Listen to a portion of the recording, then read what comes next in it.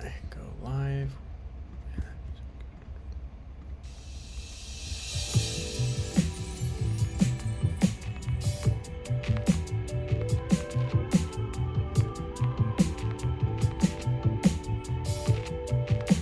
What's up, guys? Finn is not here with us again today, otherwise you'd be hearing his voice doing the intro.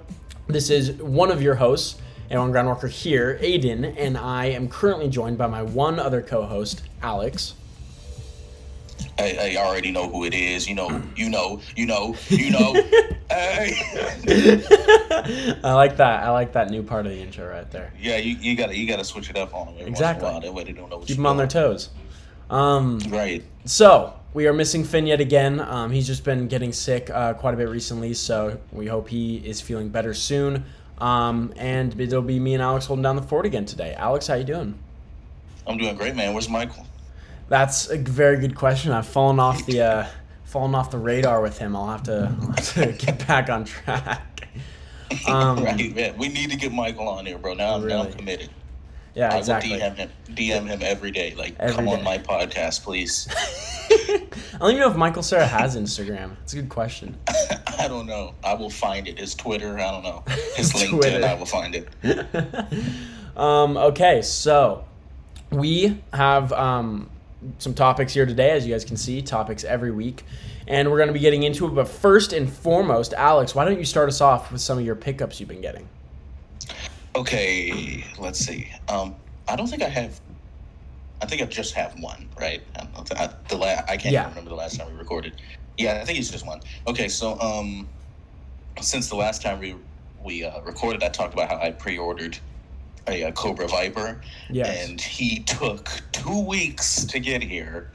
FedEx was just. What's weird was that FedEx, shipped it. It like stayed in like Kansas City for a while, and then it was here in the city near me for like 5 days until it got to me. I don't know why. It was like 5 business days too. I don't understand why it didn't get to me, like the initial week that it got here. But anyway, I have it now. It's a very fun figure.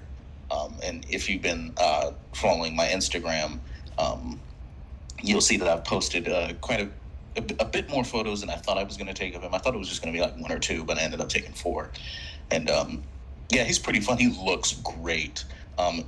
Anybody that's played Halo, he kind of reminds me of the ODST guys a little bit, just like the helmet design. Yeah. Again, the figure has my same gripes with the line, and it's the freaking wrists. I genuinely have no idea why they do this. Like, why? So what? Because I only own Snake Eyes, and I haven't really explored his wrist too much. What's the gripe? Because I don't think I've heard. So too much. There's a few that actually don't have the wrist problem.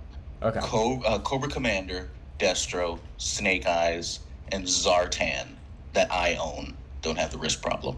And Roadblock and Gung Ho also don't have the wrist problem, but they just have like the normal legend hinges, you know what I mean? Just like in and out, side to side, whatever you want to call it. But Beachhead, Major Blood, the Cobra Trooper, the Cobra Viper, Firefly, Duke, and Flint all have the wrist problem. Lady J doesn't have the wrist problem. And so what is the problem? Is it like... Yeah, I was about to get into it. So the problem is that the right hand is an in and out hinge, but the left hand is an up and down hinge. Oh, interesting. And so they're basically left-handed, which wouldn't be an issue. Yeah. But specifically, the worst is the Cobra Trooper. If you try to put it in their left hand, sometimes the vests or whatever, or sometimes, just like, not being mobile enough with the vest, you can't really have them hold it in their left hand that convincingly. You have to really struggle with it. There's some figures that I've taken the vest off and tried to do it. It's just, most of my life I've been posing gun-wielding characters with their right hand, so it's like I'm not used to posing it that way. So there's some characters you can get around it if you don't have the vest issue, but most of them have vests. So like most of the people that have this wrist scheme have like vests on. I think the only one that didn't was Duke, I think. But it's just weird, and I don't quite understand the reason, and everybody complains about it, and they still do it. And the weirder part is that characters like Snake Eyes, like Destro, they have perfectly fine up and down hinges on their wrists. Yeah. On their right wrist. So it's just weird. I It's don't understand. I don't know why it's they like don't not just even consistent. use the Snake Eyes hands. I don't get it. That's so really it's weird. annoying. It's annoying to try and pose the figure, aiming a rifle or something. It's like there's just two drawbacks to the line, and that's the wrists, lack of extra hands bar Cobra Commander, and I really like the vest, so it doesn't bother me that much. But abdomen movement, crunch, all that isn't that great with the vests on. But I'm perfectly fine with that because we don't, outside of this line, we don't get this kind of look for anyone. Yeah. So I like it, but it is really annoying. The wrist thing is just, you're just trying to pose him like aiming or something, and it's just like, like he has to hold it all awkward. It's just weird. But besides that, the figure's really cool. He comes with dope accessories. I've never understood the goggles on the helmet of the Viper because it's like why is he gonna put goggles over his face, his metal face? Like I don't get it, but it's really cool. I've been enjoying it, but I think that's the only thing that I really picked up. I should have had another figure that I've been trying to get for a while now, but it didn't arrive yet. It kind of USPS jacked up. But I finally, and for those of you that heard, a few episodes back when they re-released it in like a 5-pack or whatever. Yeah. I finally got Omega Red for fairly cheap. He's only apparently missing like one tendril, but that's like perfectly fine by me. I've been trying to get the figure since it dropped. So I'm very stoked to have that. I think that might be the last thing I try and shoot before I full on just kind of go back to writing so I can try and get the story out. But I think that's pretty much it for me. What about you? Well, a very surprising turn of events this week. Aden has Air, no Jordans. Oh my God. What is this universe? I know. I have not gotten anything. Because, there was a stretch in time where it was like, I know Aden just spent like $4,000 this week. Definitely. Like, there's been multiple stretches in time where it's kind of been an absurd amount that I've spent on figures. So it is surprising. The only reason I say this is I think the only thing that I got like that I probably would have, gone to this would be Vapor from Mezco, but I think I already talked about that. So I don't think I've got. Did you? I don't know. I don't remember that you did. Well, either way, maybe I didn't talk. I thought I did. Maybe I did on that one episode. The timeline of events. Yeah. So either way, I'll just talk about it briefly. But like a couple weeks ago, I was able to score a Mezco Vapor. It's something I had actually pre-ordered. Technically, I still do. But I pre-ordered the second batch of it, so I wasn't going to get it till like March of 2022. And I just thought by then there's going to be variants of it, and so I best cancel my pre-order now and just try to cop it now if I can. And so I ended up copying it now, and I'm so happy I did because that's actually a really cool figure. A lot of parts I can use for other figures too, which is just always something really nice with Mezco if they're good enough to do that. So that was super nice. So got that, and then technically I have something on the way I probably would have got for this episode, but I kind of delayed getting it a little bit because I was really, really, really skeptical on how good it'd be, and that's the which I'll talk about next week, the Mafex Mando.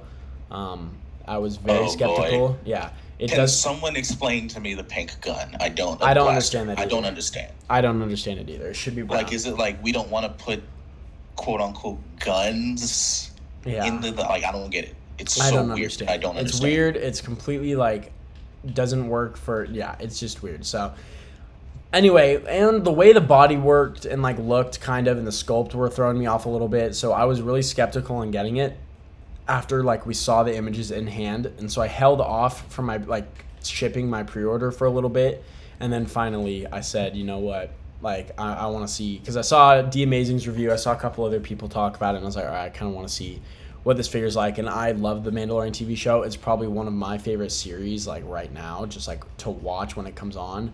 Like it's just so good, and I love like I love really almost everything about it. So it's a really cool show, and I've been wanting to possibly get the Hot Toys one if I have enough money, which I don't right now, so I've been trying to like eyeball that. And so I was like, you know what, the Mafex, it'll be interesting. So that's why I copped it, and I'm happy I did. And I'll get to kind of see how it is, and either way, I'll have a Mandalorian to shoot another one because the SHF isn't great. Oh, my bad. No, I was just gonna say that you're good. Yeah, I was about to ask. Is there any update on the Sentinel Miles? Nope. And I've heard, in fact, someone posted in PNP that like it's the same issue for like a ton of people. Like the post in PNP had like 100 comments of people saying like they're getting ripped off by GameStop because GameStop is basically screwing everyone out of their Sentinel Miles. That's right. GameStop has you put stuff down for the pre-orders, right? Like money down. Yeah. And that's crap. Yeah. Like they've charged everyone and just keep delaying it and delaying it and delaying it. So it's really bad. So I don't know what's going on. Weird. Hopefully they fix it soon because it's not looking good. I mean, again, I already have my neck peg for the figure. Like I've been waiting for that figure. And it's just every second possible, it keeps getting delayed. So I haven't checked up on it in a little while just because I felt no need to because I just keep thinking, it's still probably delayed. And so hopefully that'll soon change. But other than that, I really did get nothing these past like 2 or 3 weeks. Mainly craziness. Well, college is around the corner and just, saving money for that and just realizing I'm not going to get to shoot for, 4 months probably. Like here and there when I come home for a little bit, but pretty much not at all. And so I'm like trying to figure out like, all right, what do I not need? What do I need? And I'm going to stop spending if I'm not going to like shoot. Like I will still collect. I was talking to a Poncho about this, but I'm still going to collect while I live in Los Angeles. I'm just not going to collect even close to the scope I collected before because I'm not going to be able to get to shoot or even have room to like display or anything. Yeah. So anyway, no Air No Jordans. Now on to our next section, binges. Alex, what have you been binging lately? Not much. I did finally there was a few comics that I read, so I finally finished Why the Last Man, which is a comic I always like heard was really good, and I started it a few years ago, but I never like really finished it, and it was pretty good. The ending, some people really loved the ending. I'm one of the people that kind of felt like it got like redundant towards the end. No spoilers, but it just there was something that they kept doing over and over in the story that they did like one more time in the end, and I was just kind of like, how many times can Brian K. Vaughan freaking write this into the story? But anyway, I thought it was pretty interesting. I'm interested in seeing how the show does it. I don't know how the show's going to do it. We'll see. But it was actually pretty cool. And then I finally checked back in on some Ed Brubaker stuff. Nice. And, he did. He's doing a new book right now called Reckless, which I don't know if it's supposed to be in the same universe as Criminal. I'm guessing it is. I mean, he's working with the same artist and writing like the same sort of thing set in the 80s. So it's like it practically is Criminal. Just I don't know if it's actually connected to those stories, but it was pretty good. The next one's supposed to come out in October, so I'll be waiting to see that. But yeah, it was pretty good. Brubaker is one of the few people, indie or outside of Marvel, DC wise, that I like really try to keep up with, just because I really like his stuff. So like when Killer Be Killed was coming out, a few years ago, I was talking about that on the podcast way when we first were recording it. Yeah, and so that's actually been really good. I don't think I've been reading much more in the comic world, but TV-wise, pretty much the biggest thing was What If that I've seen. Yeah. TV-wise, and we can talk about that a little bit more in screen time. For sure. But yeah, I think that's pretty much it. I really don't think that there's anything else that I really got into. Yeah. What about you? Reading, not really. I just, again, college stuff has kind of taken like all my time just figuring everything out as I'm about to move. So it's really hindered my time on reading. I will say, so Bad Batch, obviously, which ends tonight for the first season. So I've been watching that. I thought it already ended. No, I thought it did too. And then apparently that was part, like the first episode, I think. And Bad Batch, like the second part of the finales tonight. So, I'm intrigued. I'm super excited. It's been a great first season, and I heard it's already come back for a second season, so that's awesome. And then And then What If, and that's pretty much it. I have been with my dad actually rewatching Star Wars together, just rewatching the movies. And we just finished 5, so we're going to 6 now, or depending on how you see it, 2 to 3. Super happy. It's just always a fun kind of thing to rewatch those movies. Star Wars is just awesome, and yeah, I mean that's basically it. That's really what I've been doing. Oh, I guess I can say something just out of like I wanted to rewatch these movies because I haven't seen them in a like insanely long time. Like since I was probably like 10 maybe. I watched the first 3 Transformers movies. Not good movies, but I forgot honestly how funny they were. Like Shia LaBeouf in those movies is hilarious. Like I don't know why. My favorite scene in all of those movies is Bernie Mac as the car dealer. Yeah. Yelling at his mom. That's funny to me. I love that scene. No, the movies are like surprisingly really funny. I just seen like a video on YouTube or TikTok, like one of the platforms or maybe Instagram. And it was like just of like a scene of like Sam Witwicky like yelling like "Don't touch my car. It's a collector's item." And I laughed. I was like, you know what? I kind of want to watch these because again, like I said, it was literally since I've been like 10 years old, like since I've seen the movies, and I still haven't seen like 4 and 5. I don't know what they're really. I don't think Shia LaBeouf's in them, and I only watched like the first 3. You know, he's not in the later ones. Yeah. So although I did see on YouTube, because I didn't want to watch the whole movie, but I did see the first like 15 minutes of the Bumblebee movie in 2018, and wow. Like, that is, like, the best Transformers stuff we've ever had. It was really cool to see. I don't know, Alex, have you seen the first, like, 15 minutes of Bumblebee? No. It's, like, the whole, like, Cybertron plot. So, like... Yeah, I've heard about it. I've, like, seen, like, what it looks like in passing, but I haven't actually watched the full scene. Yeah, that was cool to see on YouTube because I used to love Transformers as a kid, only from the movies. I had no attachment to the cartoons at all. But as I grew older, even though I stopped watching the movies, I kind of like brushed up on a little bit more of like the G1 looks and kind of like the cartoon lore and like how the Transformers are like supposed to look or how they look in like the kind of Cybertronian like style versus the Earth style. And so then seeing that in Bumblebee was pretty cool. But anyway, the first 3 movies were funny. It was kind of a fun little rewatch. No good. I wouldn't say they're good in the slightest. Just nostalgic and funny. But yeah, so that's really all I've been doing for the most part in terms of binges, at least. It's funny. Those movies look so time stamped in like 07 to me. Just Michael Bay's like, I'm gonna drench everything in contrast and like it's Dutch angles and stuff. It's like, bro, why was this the style at this time frame? Like I don't understand.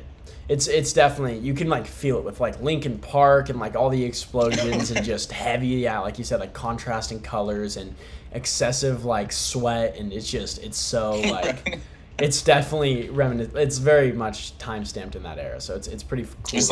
It's like we just stopped having everything look like the Bourne movies, but now they look like this. Exactly. So yes, that was good. So that's pretty much our binges section, everyone. Now we're on to toy news. Let me pull up a live. I know there was something yesterday. I don't know what else. Let me look. I haven't been keeping up too much. I know there was a pre-order that went up yesterday, which I should have, in hindsight, pre-ordered, but I didn't because I forgot about it. It was stupid of me, but whatever. I'm just scrolling to try to find where we should start because there's not a lot here to start with. Okay, I think I know where we're starting. I thought I did. Maybe not. I will say I went toy hunting for the first time in weeks today, and I saw the Odin figure for the first time in the wild. That was interesting. No desire to pick it up whatsoever, but interesting. Oh, wait, there was a pickup that you forgot about. What was it? It was Legends. Legends? What am I forgetting? Now you have me confused. Share screen. Here, hold on. Iron Man. Iron Man? Wait, I didn't pick up an Iron. What? The Wave, remember? Oh, the Ultron and the Ultron one? I think, so is that what you're talking about, right? Was that Yes. Wave? Yeah. So I think what happened is I did that one episode with Brian like during Comic-Con to talk about the reveals, and I think you weren't there, Finn, and I might have talked about it then. So for those who didn't tune into that, and for Alex because he wasn't there, I did pick up again. It was like a couple weeks, probably 2 weeks ago, 3 weeks ago, and it was for the first time in a while I'd gone hunting again, and I found just out of pure luck the Villains wave, all of it, or not Villains, the Ironheart wave, I guess you could say. I forget what the build figure is, and I found that wave, and I picked up Ironheart, and I picked up Ultron. Very close to picking up the modular Iron Man, but I just decided, like, I'd text Alex, and he was right. I probably would never shoot that because I have, like, in my opinion, my classic Iron Man look, so I didn't pick it up. But I'm super happy I have it now. I really want to see. It looks like the head. So I don't know if you remember this, Alex. I'm sure you do. But during, like, one of the retro or vintage waves, I forget which one it was called, the one with, like, Hawkeye, Black Panther, Ant-Man, Wasp, Vision. Yeah. That one, Ant-Man or Vision, I think it was Vision, comes with an Ultron head. And it was kind of like a tease for an Ultron we could potentially get. I haven't checked, which I should have, because I don't even think I've opened Ultron yet. Very bad, I know. But you can just put it in another box. I knew you were going to say that. But I haven't checked if the colors are the same, the color gray. But now I'm wondering, like, what body that should go on. Like, should I get another Ultron and toss that head on there for, like, a little bit of different, look? Because it definitely doesn't fit on the body, the 3-pack body I have. Probably fits on the, like, old Hasbro one, like, before they kind of switched the box art. The super ugly one? Yeah, that one. So I don't know. So we'll see. But I'm very intrigued. Because, again, the Ultron we got feels great. It feels like the like, boss bot. Like, it doesn't feel like the, like, minion Ultrons. It just feels I've seen some people army build it, and it's just, he looks too, like, swole. Exactly. To be. That's why I don't know if I should, like, do that or not. You know what I mean? Like, I wish there was another body out there that worked for that color and kind of like that look, and I've been trying to think of it, like what would work, Beetle, like anything like kind of robotic like that kind of looks like that, but I haven't been able to find one that I think. I don't know. So anyway, I did pick up that. Great. I'm hoping to get him at some point soon. Yeah. I hope it doesn't like become like a thing that I have to like search for. Like Echo or any of these past. Yeah. I definitely want to try panel lining him because I think that might look cool. Yeah, that would look cool. That'd look really cool. So those are the pickups. Now we're into toy news, and guess what we got? We got our first stretch goal for the HasLab Galactus Frankie Rhea Nova. This looks like something I don't need. No, nothing I need either. The hair, oh my god, you know how much of a pain that's going to be? I just noticed that. Oh, really? Huh. Yeah, zoom in. That is nice then. Yeah. Hasbro, thank you. Now I want to know. We're glitching out here.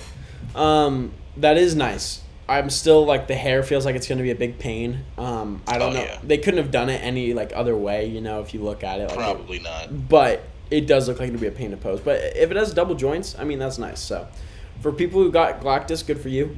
This will be a cool little add-on to your, Galactus. Now Hasbro, please redo Elektra with double joints, please. Yes, that is a female. I mean, there's multiple female figures we need with double joints, but I would say that's definitely all of them. Yeah, but start with 10. Elektra, please. Yes, for sure.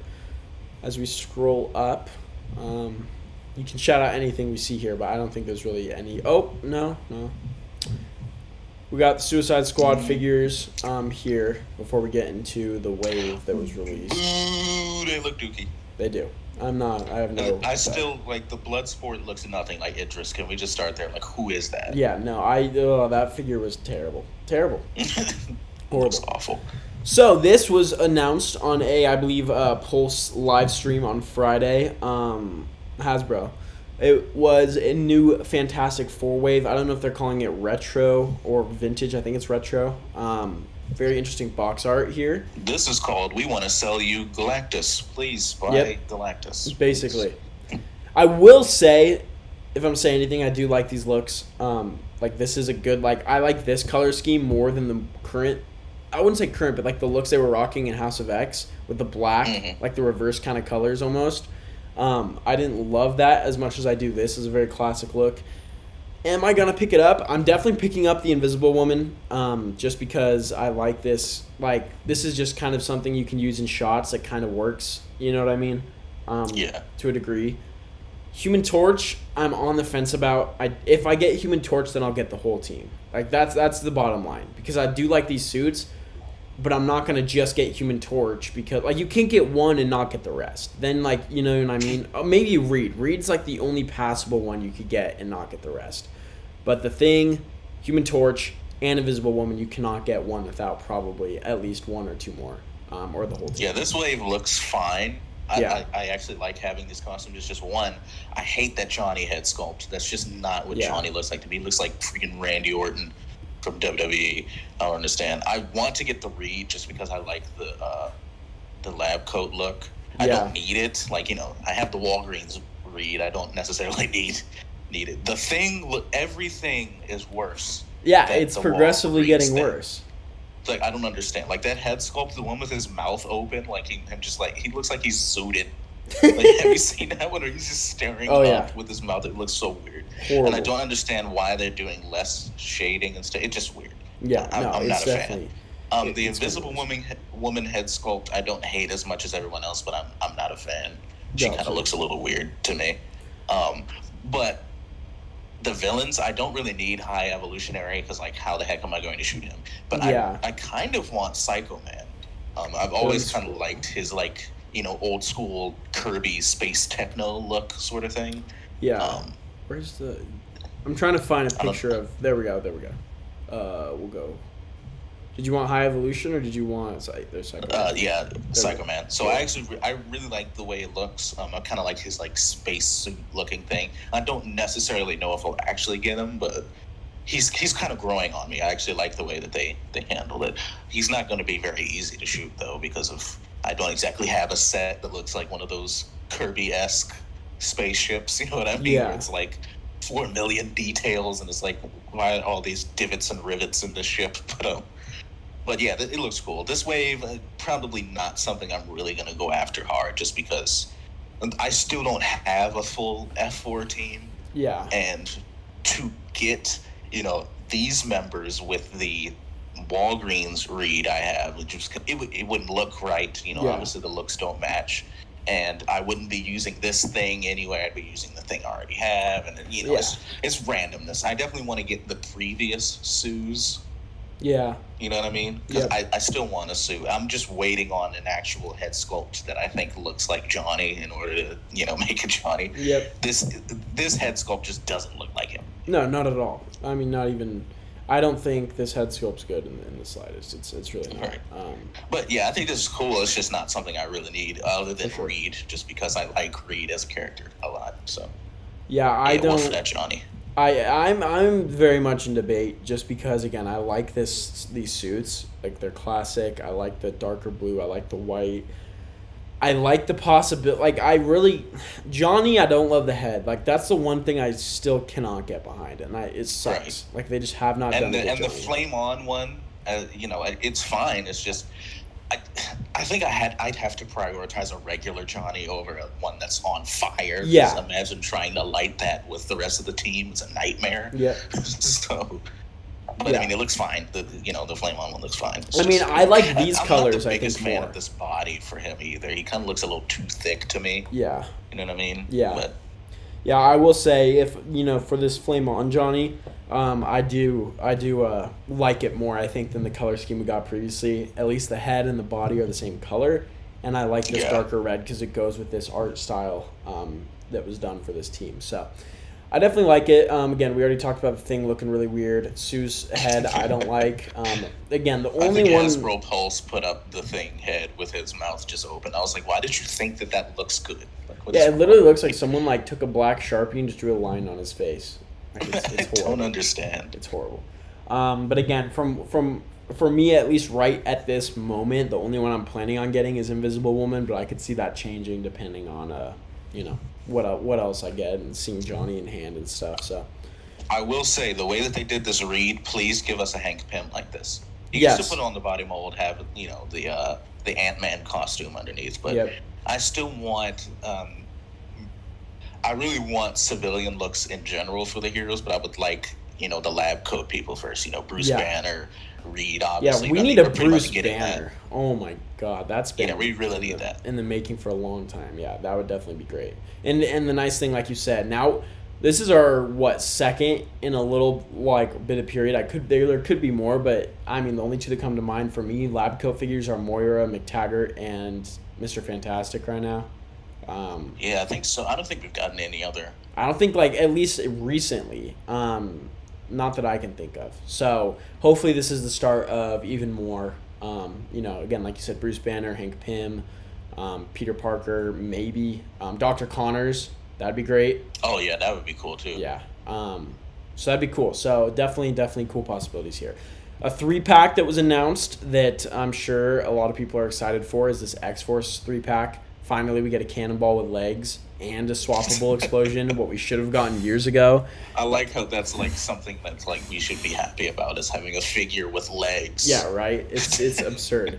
But it sounds like the Domino has double jointed elbows. Again, yes, we knew about that for a while. This trend is great. We want to keep this up, Hasbro. This is great. Just stop doing it in the 3-packs and the freaking HasLab stuff. Maybe put out a single carded figure with some double joints here, people. True. True. Yeah, this pack looks good. It's not really something that I need, especially at a 3-pack price. Geez. Yeah. You know what I mean? I'm not the biggest Cannonball fan or Richter. I like this look for Richter, but I'm just not a huge Richter fan. It's just kind of there. Yeah. The only reason I'd want this is for Domino, and this isn't even my favorite Domino look. Yeah. It's just because it's Domino with double joints, and I'm excited about that. Yeah. But it looks good. It looks good. Is this?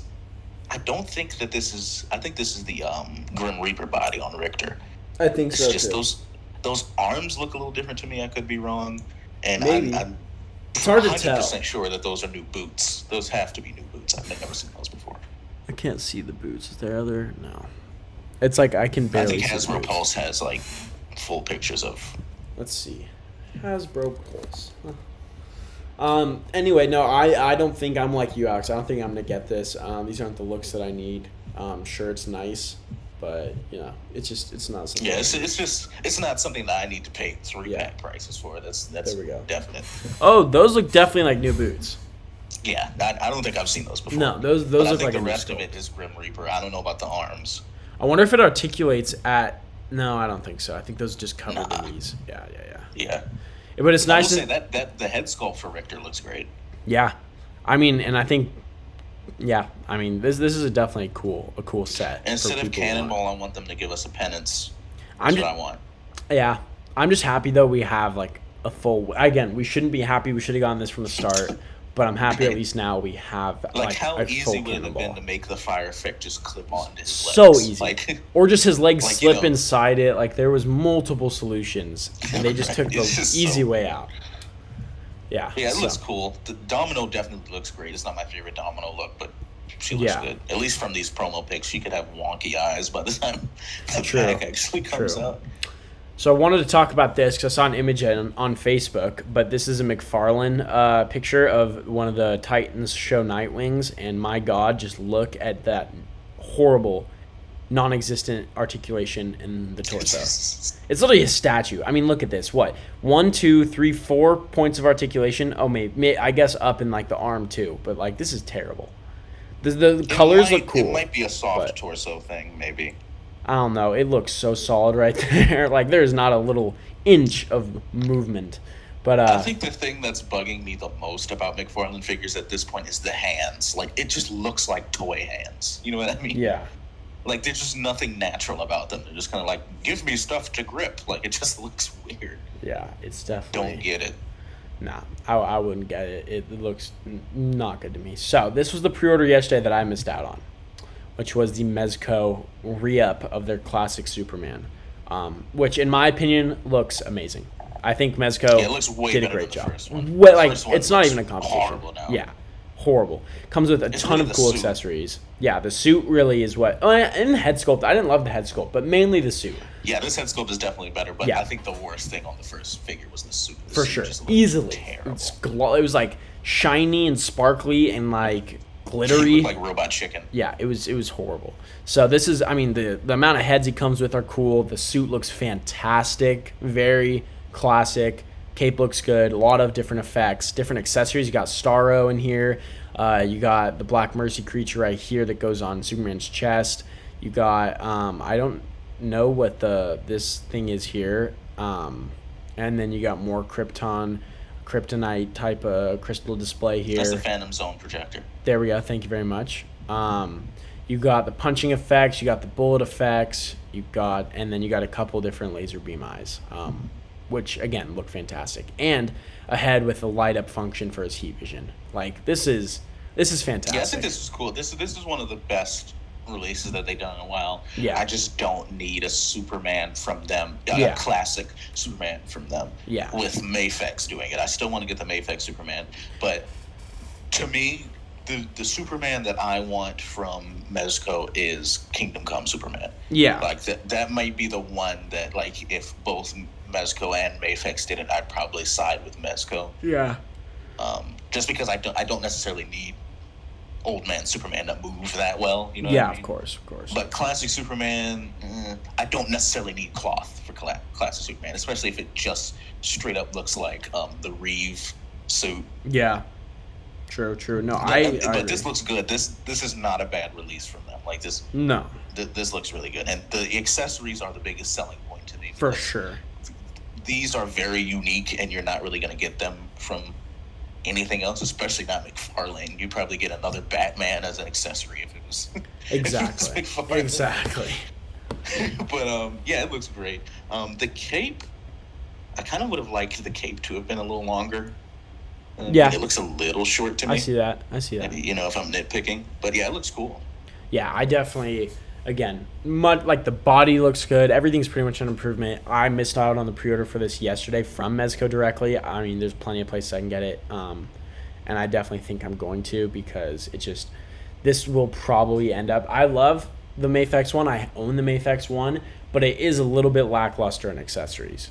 He's got in comparison now for a Mafex, he's okay. I just would have preferred like another head of smiling. That's my biggest thing. Because Superman doesn't need a lot, if we're being honest. I think that's the one drawback with Mafex doing story-specific stuff. Because he really wasn't smiling in Hush. Yeah, exactly. Because he was mind controlled the whole time. So it's like, I definitely prefer it over Mezco, outside of this doing their own stuff. Which, notice how we really like the thing that looks the most comic accurate. Yep, exactly. Exactly. But, this looks cool. Yeah, I'm definitely getting this. I would be interested in seeing them possibly redo the Red Sun Superman because that might look really cool. That would look cool. I'd also really, really like them to redo Black Adam. Oh my god! I actually liked the way the costume looked, but that head sculpt was a no. My man had like a 5 head. It was just weird. Yeah, no, I'd love them. Black Adam is like one of my favorite DC villains, so I'm kind of hoping that they redo that because I would actually buy like legit. Get that if they do a good Black Adam. I would love to, and I think it's on the horizon. Hopefully they don't do a rock version of Black Adam. I would love a comic version of Black Adam, and hopefully with the Shazam movie coming out that they do that. I would hope a re-up of that. I'd hope that they do a classic version because I don't know how well they do the New 52. The New 52 looks more solid and stuff. I don't know how well that would look cloth. True, I definitely agree with that. And I'd love them to do a new Captain Marvel, too, if they got around to it. That would be sweet. Yeah, I would definitely be down for that. So, very cool. I might lean more towards Mafex on that if they do a straight-up... Captain Marvel.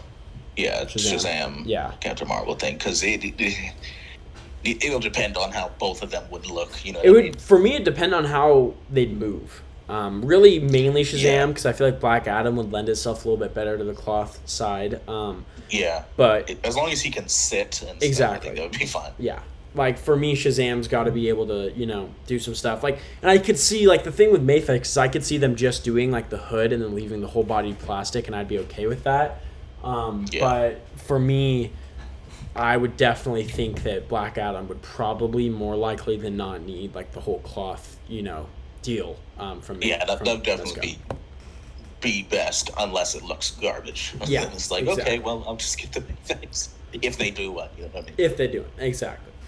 So that was pretty much everything I had. What am I missing, Alex? Anything? I don't think you're missing anything. Cool. We could be totally blanking on something. That's true. I'll play a quick visit to, let's see, Toy Arc real quick and see if we're missing anything. But I think we'll pretty much have everything that was released that we collect. Again, on this show, we really only talk about the stuff that we are currently collecting or interested in. So you won't probably most of the time catch Transformers, Lightning Collection, Hot Toys. Did you talk about the Mortal Kombat stuff that I sent you a few weeks back? I don't think so. Let's look in. Did you send it? You sent it on Instagram, right? I sent it to you on Instagram, remember? It was Toy Amigos. They posted it. I'm scrolling up. There we go. We got new Reptile, Sub-Zero, and Goro. It looks like. Which, what are you thinking about this, Alex? We can have our same conversation. Oh. Maybe Alex is not there. All right, well, I'll talk about this while Alex is doing something. What me and Alex were talking about, I love, as a fan, me and Alex are pretty heavy into Mortal Kombat. I am very knowledgeable about Mortal Kombat's lore and story and kind of like the whole history of Mortal Kombat. I love Mortal Kombat. Sorry, you cut out for me right then. I did not hear any of the lead up to this. You're good. I was explaining like me and you are fans of Mortal Kombat, and so we... First of all, getting into this, again, this is a new Sub-Zero, Reptile, and Goro from Storm Collectibles. Oh, no. This is Kintaro, apparently. Yeah. Yeah, because of the I didn't see the stripes, and yeah, it's definitely not Goro. So Kintaro. And, again, like me and Alex were saying, it's way, way past time we got some more of the Earthrealm Defenders, mainly military characters, like Jax, biggest, easily one that we're missing. Johnny Cage, for sure, as well. Yes. I don't know how they do with females. Sonya too That's what I was going to say. That's what I was about to say, is I don't know how they do with Sonya. But Jax, Johnny Cage, Liu Kang. I don't think we have a Liu Kang. We may have a Kung Lao. No, we don't. Do we have a Kung Lao? I don't think so. Yeah, so I think they did I think the only like more humanish thing that they did was a Mortal Kombat, I want to say 3 Sub-Zero. And that's the like one the without classic. the mask. Yeah. So I think we that's are the most outside of Raiden. Yeah. So we're in desperate need of Kung Lao, Liu Kang, Kano would be great. Yes. Aaron Black they would be great. absolutely nail a Kano. Yeah, Kano would be perfect. Because to me, it's just they've made like 7 of these ninjas, bro. Yeah. Like we don't need those right away. Again, I don't understand. My favorite. I applaud them for doing Kintaro and Goro and even Shao Kahn. Some of the other big monster villains and stuff. So I applaud them for that, but I want the human characters now. Jax is so easy. The way that they have done like Gears of War characters, Jax should have been one of the first we got. This is easily can be a Jax. Right. Like this is absurd. Right. Like I don't understand why they haven't. It's just weird. Yeah. I just find it odd. Now, beyond this criticism, they have done this line very well. Like the size is really the only kind of issue that I have. It's like, I need multiples. Yeah, it can't go with anything else. Right, but they look great and they move absolutely fantastic. Like that's Storm's articulation is very good. Yeah. Like, it just feels really good to hold in your hand and pose. Like it's really nice. I still want to replace my Scorpion just because he got very loose on me. He like carried my page for like 2 years. So I was using him a lot and I had to do a lot of repairs and stuff. So I really want to replace that Scorpion. Because they do the ninjas very well, but it's like we don't need every single look for the ninjas. Yeah. We need everyone else. Exactly. I mean, Shang Tsung would be great. Like you said, Kenshi. Kenshi. Oh my God, Kenshi would be fantastic. Right. Quan Chi. Yep, Quan Chi's definitely needed. That's past time. Even, I mean, they haven't even, besides Shao Kahn, we haven't gotten a Shinnok, which is a Shinnok big bad. Be great. Yeah, that'd be awesome to see. Like there's even Frost. I'll take anybody else. Really. You know what I mean? even if I wouldn't necessarily buy them, I just want you to start making the other people. You know what I mean? Yep. It's just weird.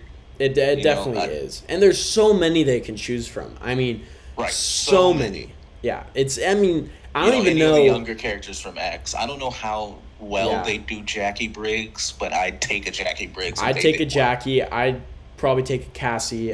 Definitely a Takeda.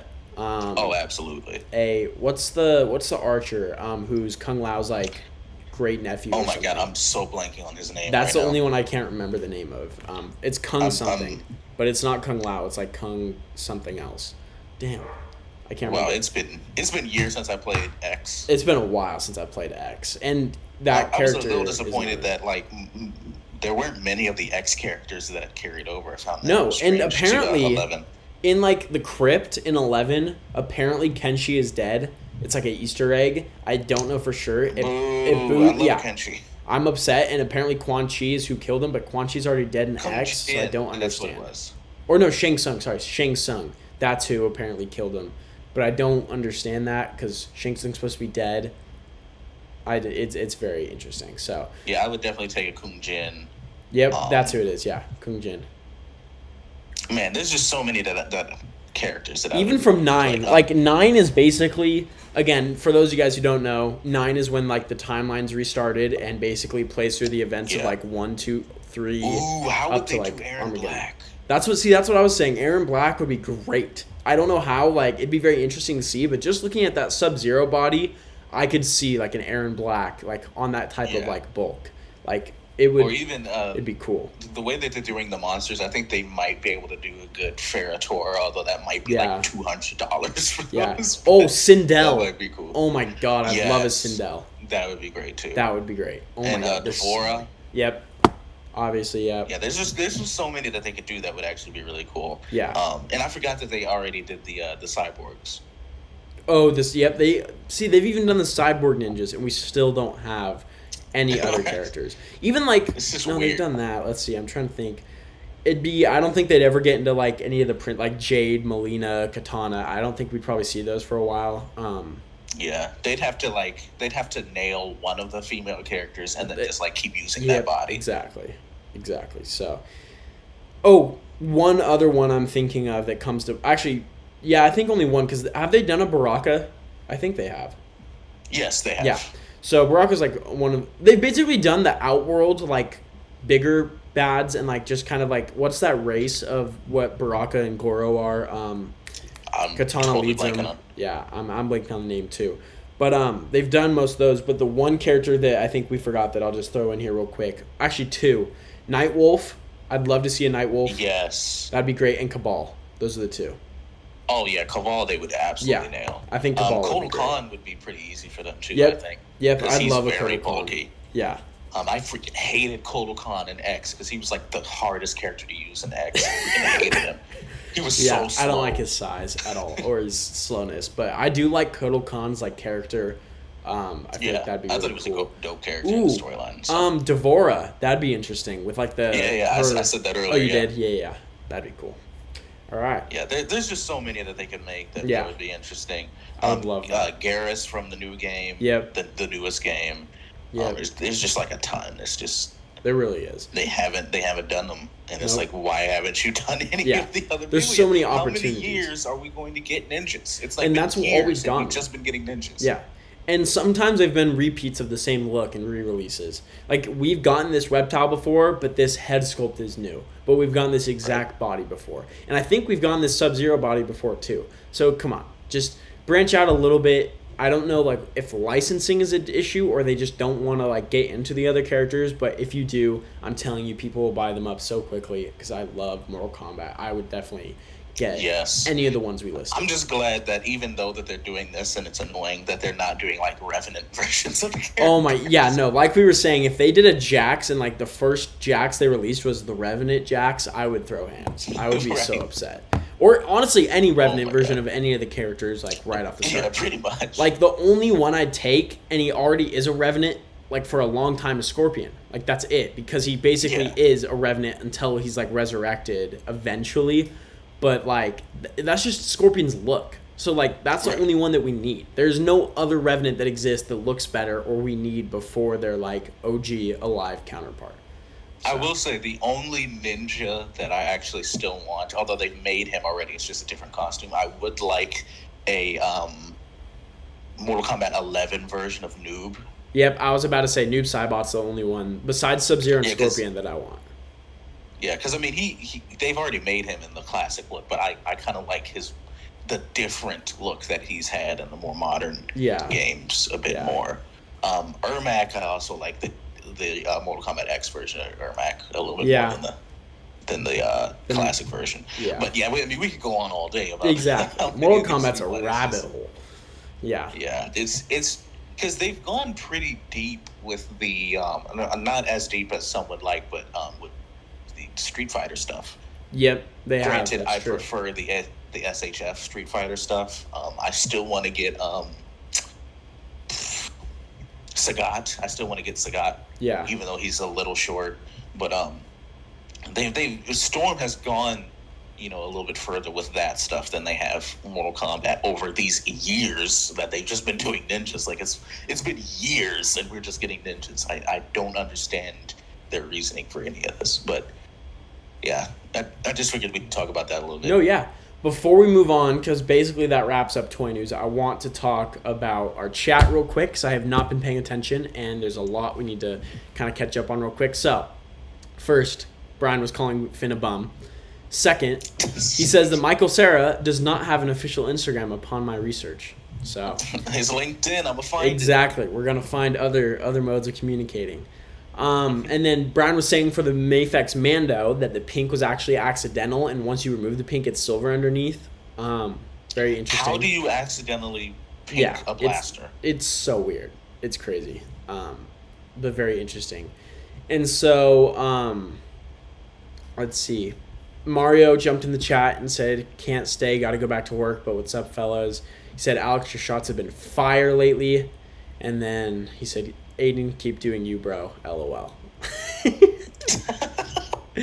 And then Brian with the last comment to catch up, which I'm a big fan of. He said, "Didn't Aden straight up body Alex and MKX?" And the answer is yes. Wow. Yes, I did. That was like 4 years ago at this point, and he was using the glitched out character. I will say, though, just to point this out, because it's one of my favorite memories, Alex was using his favorite character, Liu Kang, and I flawless victoried him, and he got up. Like, that was the end of his career right there. That was fantastic.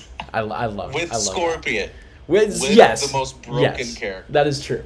But flawless victory is pretty crazy. We still haven't been able to play 11. That's only because I got it on Xbox. I know. My sister wanted to play it too. Hey, if 11 was really cool. I really did. I really like 11. The story was fun. I liked X's story a little bit more. Did you play the Aftermath story? It's like a DLC, but it's like, I don't know if it's canon, I think, and I do not like it as much as the I didn't. Story. Have you watched it on YouTube or like? I don't even know anything. So it's after I've finished the game. Because I'm not a DLC buyer just because I'm not gonna. I already bought the game. I'm not gonna pay even more money. So I haven't really paid attention to any of the DLC stuff really. I mean, I know who some of the characters are by now. Yeah, I will say they definitely released some cool characters for the DLC, but the main thing that they did was the Aftermath DLC, which is like introduce some characters, but it's basically Shang Tsung. Like, so it's like, I'm not going to go into any spoilers. I'm just saying like kind of what it talks about. Yeah. But like at the end of 11, Liu Kang has access because he's like Fire God Liu Kang to the time glass, I guess, the hourglass, and is like remolding the timeline and the sands of time.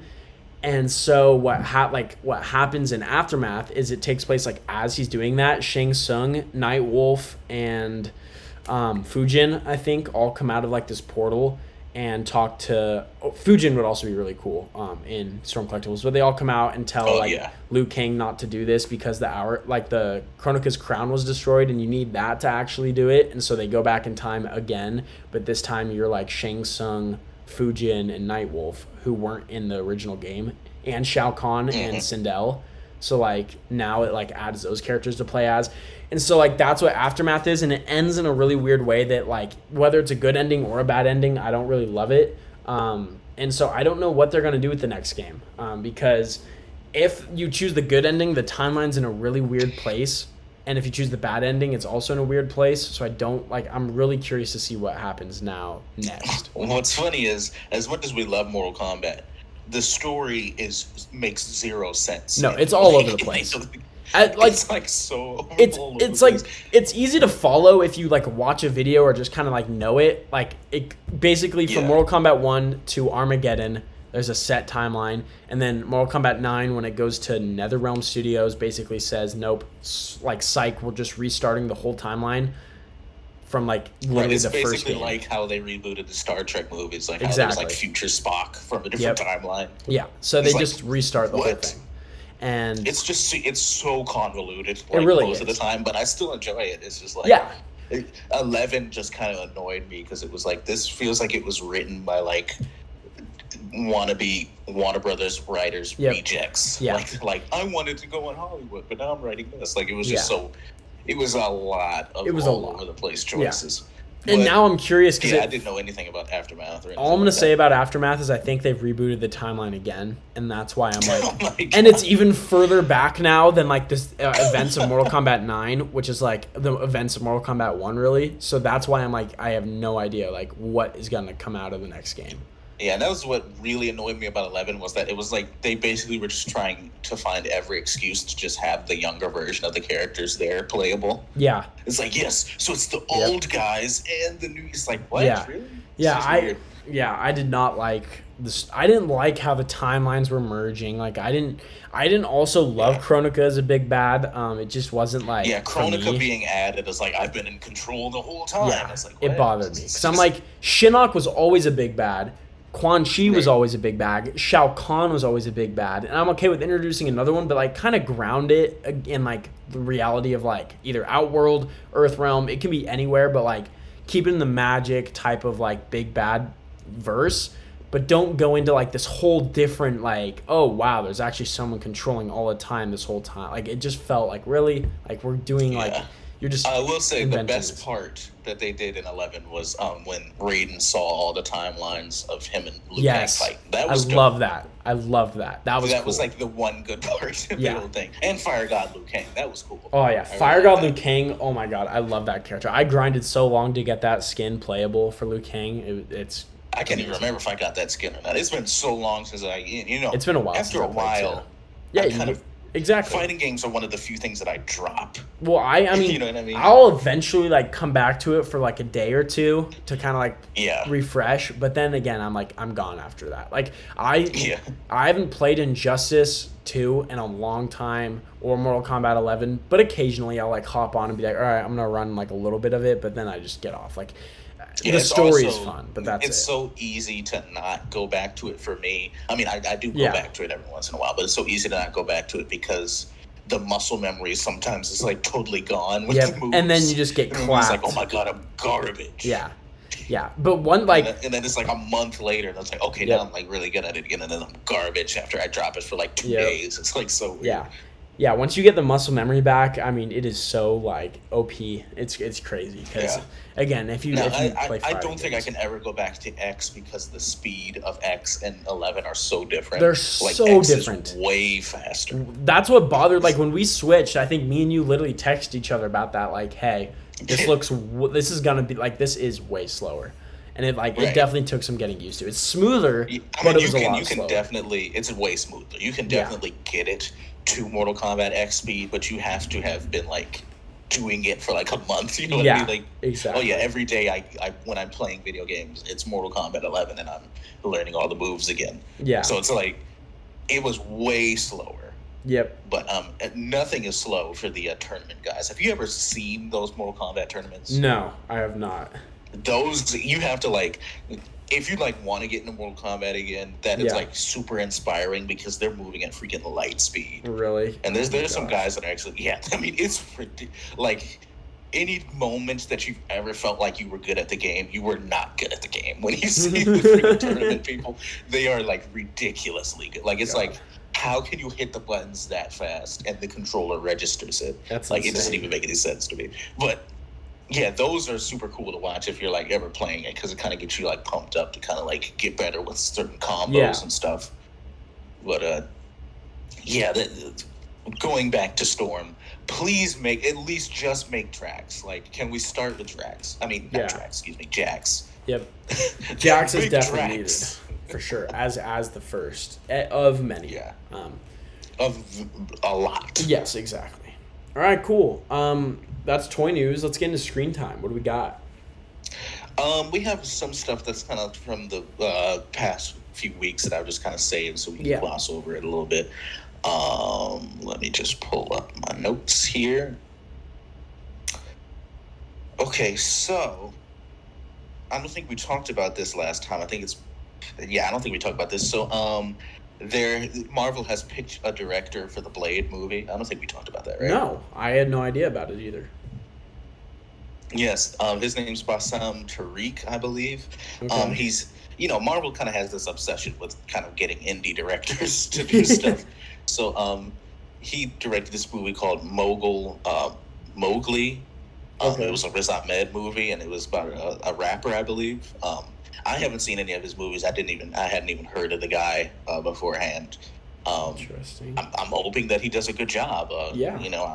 You never know with these things, especially with the indie guys, because you'll watch like a movie that they did before, and then all of a sudden the movie that they're doing is a Marvel movie, and it's like, okay, well, this looks totally different than what you were doing beforehand because now you have a budget. But yeah, I'm interested to see how it goes. I'm a little bummed that there won't be a black director doing it. It's this. I don't know exactly where he's from, but he's not black. Yeah. So I'm a little bit bummed on that standpoint, but it's not like a deal breaker for me. It's just I kind of would have liked, and not necessarily this person, but like, oh, it's Jordan Peele doing Blade. Like, not necessarily Jordan Peele doing Blade, but you know what I mean. Yeah, so, for sure. We'll see how that goes. I have never heard of this guy before, so we'll see. I'm just hoping that if the movie's not going to be R-rated, I hope it's just ultra serious. You know what I mean? Yeah. Like, you can make a PG-13 movie for an R-rated character, but just keep it serious. You know what I mean? Yeah. Don't make it fun. You know? Yeah. No, I definitely That's one thing agree. that I hope that they don't do, especially with Moon Knight too. Like, okay, it doesn't need to be gory and violent and like a whole bunch of freaking language and boobs flying everywhere and stuff. It doesn't need to be that. It just needs to have a certain tone. No, I definitely agree, for sure. So I'm hoping that that's the case for the movie, and I'm also hoping that they're able to expand upon the Wesley Snipes additions to the characters and not just have the characters stuck there. Yeah. You know what I mean? Because Blade's last update as a character was when the Wesley Snipes movie came out, and that's like, oh, okay, so now he has the same haircut and the same kind of attitude, but like after that he's just been stuck there in comic books and in the minds of people, basically. So I'm hoping that we get an update for the character when this movie comes out. But the next thing is, it's rumored that Haley Atwell will appear as Captain Carter in the Multiverse of Madness Doctor Strange movie. Interesting. That sounds like a possibility. We'll see where everything goes with What If. I don't know yet. I don't know. I don't know what to think about that yet. I mean, I would definitely, I wouldn't want her, and this is nothing, to, Haley Atwell or Captain Carter, but I think it'd be cool to see just, in a brief, 5 to 10 second, clip of, look at this world, and then, it shows Haley Atwell being Captain Carter, and then, boom, it shuts off. I wouldn't want her, helping out. I think Multiverse of Madness should try to stick with, Doctor Strange, Wanda, and, exploring, that magic aspect in the multiverse like that. But I think, I don't need, is what I'm saying. I love What If, and I love the character. We'll get into that in a second.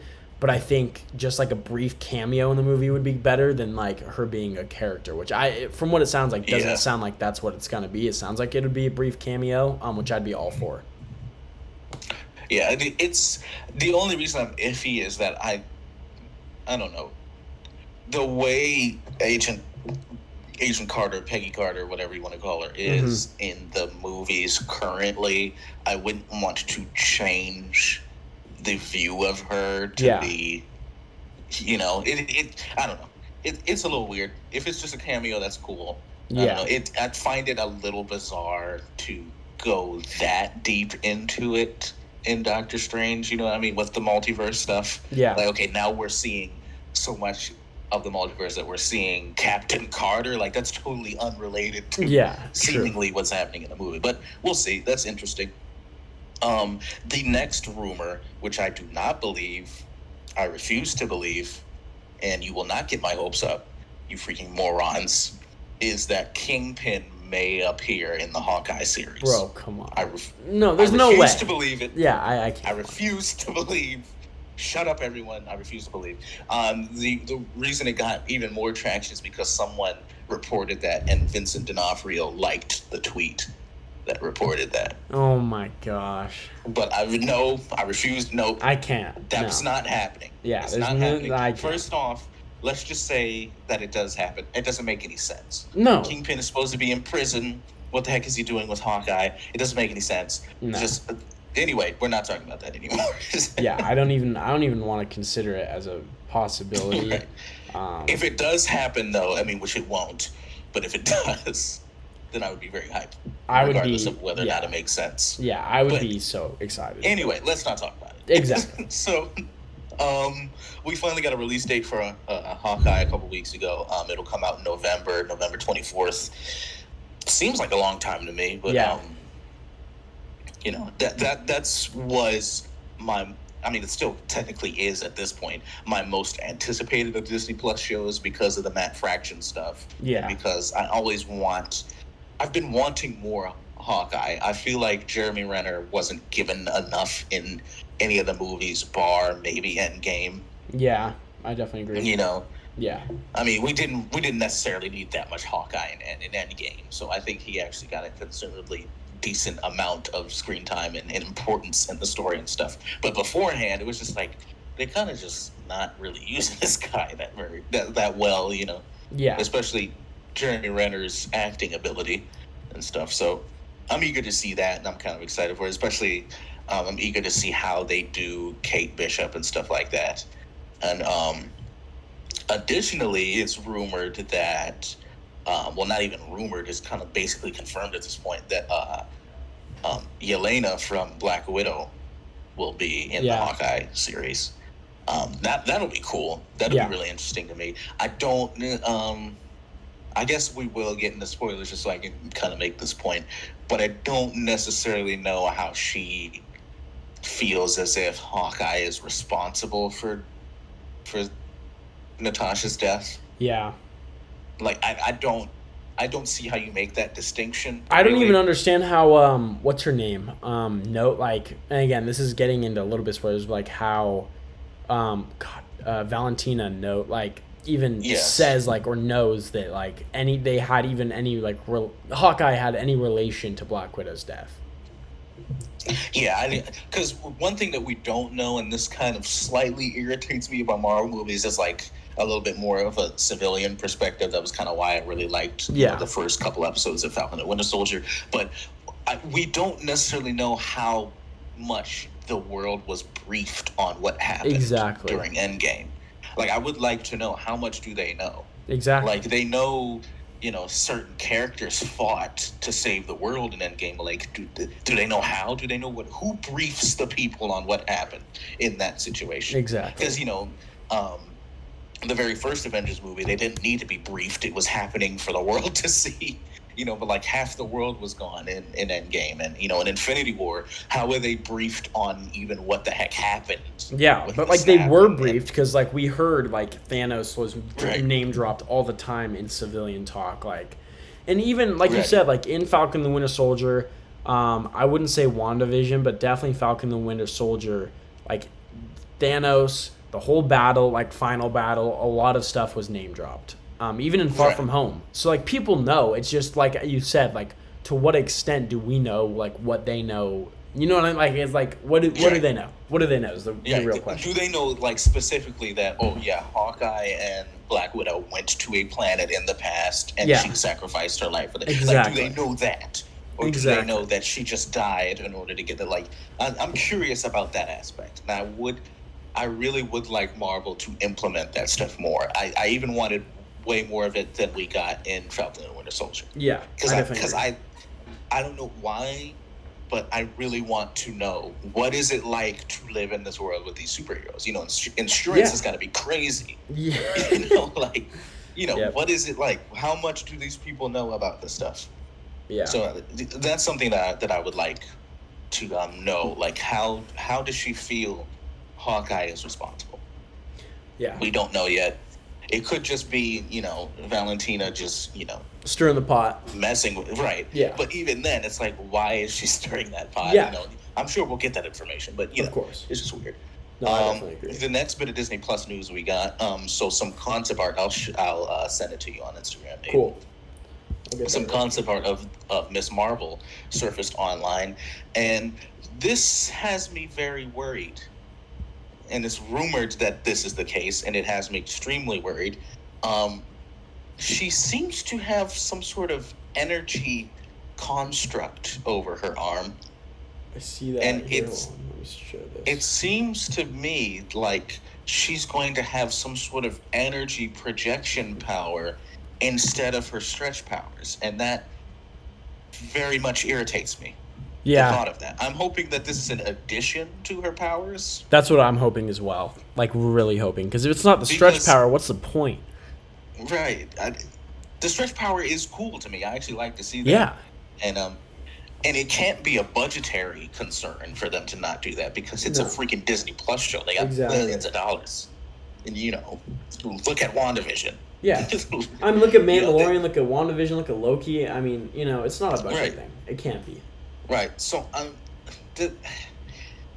that really irritates me. I want to see her stretch powers in action, or in beginning, so to speak, in action. That would be cool. I've always liked that. Yeah. This character has grown on me considerably over the years, and she was first introduced. I found her boring, but now I actually really like her character. So I would like that accuracy to be there. Besides that, the costume looks great. Yeah, the costume looks really good.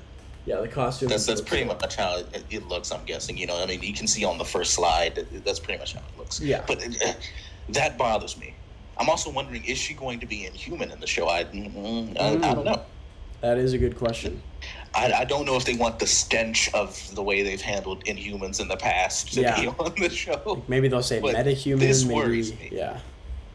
What is she going to be? A Green Lantern? Like, that's weird. Like, no. A Purple Lantern? Like, no. Just. Stretch. I don't know if you showed it on stream or not, but it bothers me. Yeah, I've been showing it on stream. Okay, sweet. The next bit of rumor in the rumor mill, I know it's a bit, just bear with me. Henry Cavill may appear in the Flash film. Ooh. As Superman. It's like all up in the air. Like, who's Superman? What's happening? What's canon? What's the freaking DC is killing me right now. DC is killing me. But this Flash movie is interesting to me because does anyone want to see this movie because of the Flash? Right? Like everyone's going to see it because of Keaton. There's going to be, Michael Keaton's Batman, and maybe Superman will be in the Supergirls, and it is like, well, like, am I watching this for the Flash at this point? Because now I just want to see those more than I want to see. Yeah, and I would have, Flash. In my opinion, I would have much rather had a movie that focused on Barry and maybe introduced Professor Zoom. Like, that's it. Like, that's all I need is that plot line. I do not need them shoving every possible DC character into this film to try to, like, and this is DC's problem. Like, it's always been DC's problem. They just don't focus on the individual story. This is why I loved Man of Steel, is because Man of Steel was very much a Superman story in this universe. And yeah, they weren't trying to connect anything with anything in Man of Steel. Yeah, and this is something Marvel does well, is they do subtle connections, but they give a character its, like, own room to, like, just do their stuff for the most part. And so that's something that DC's just not doing. And I hope the Flash movie's good. I don't know if it will be. I'm going to see it regardless, that's for sure, with all of this kind of it'll be going interesting. On. But, yeah, I don't think with how much they're doing, to me, it's not going to be what I want it to be or good in any respect. To me, the biggest issue is that this is his first movie, and you want to, like, that was why that was one of the reasons why I really didn't like Batman v Superman, was because it was like, okay, so the first time we meet Batman, this Batman, he's like, he hates Superman and he wants Exactly. to fight him, and freaking Doomsday is in it, and Lex Luthor, and Wonder Woman. It's like, whoa, this is the first time we're meeting these people? Yep. Jeez. Exactly. So it's like, I don't want the first Flash movie to be like, oh yeah, it's Flashpoint. Like, what? Yeah, Like, you don't there need was to so shove much development exactly. before that. You know? Exactly. It's like, imagine if the first Spider-Man movie was freaking Kraven's Last Hunt. Yeah, right. Like, that doesn't make any sense. Yeah. Or like the first Spider-Man movie, and yeah, no. I definitely agree. Like, it's what upsets me is very much what you said. What DC does, it's Batman versus Superman. It's shoving multiple characters, trying to fit it into a story that you want, but it's just not. It doesn't work. Batman Superman didn't work. Like, sure, you can look at like the director's cut or like whatever that super long extended cut is, and it works better. But that's because there's more time to explore each character's like narratives and reasons they're doing stuff.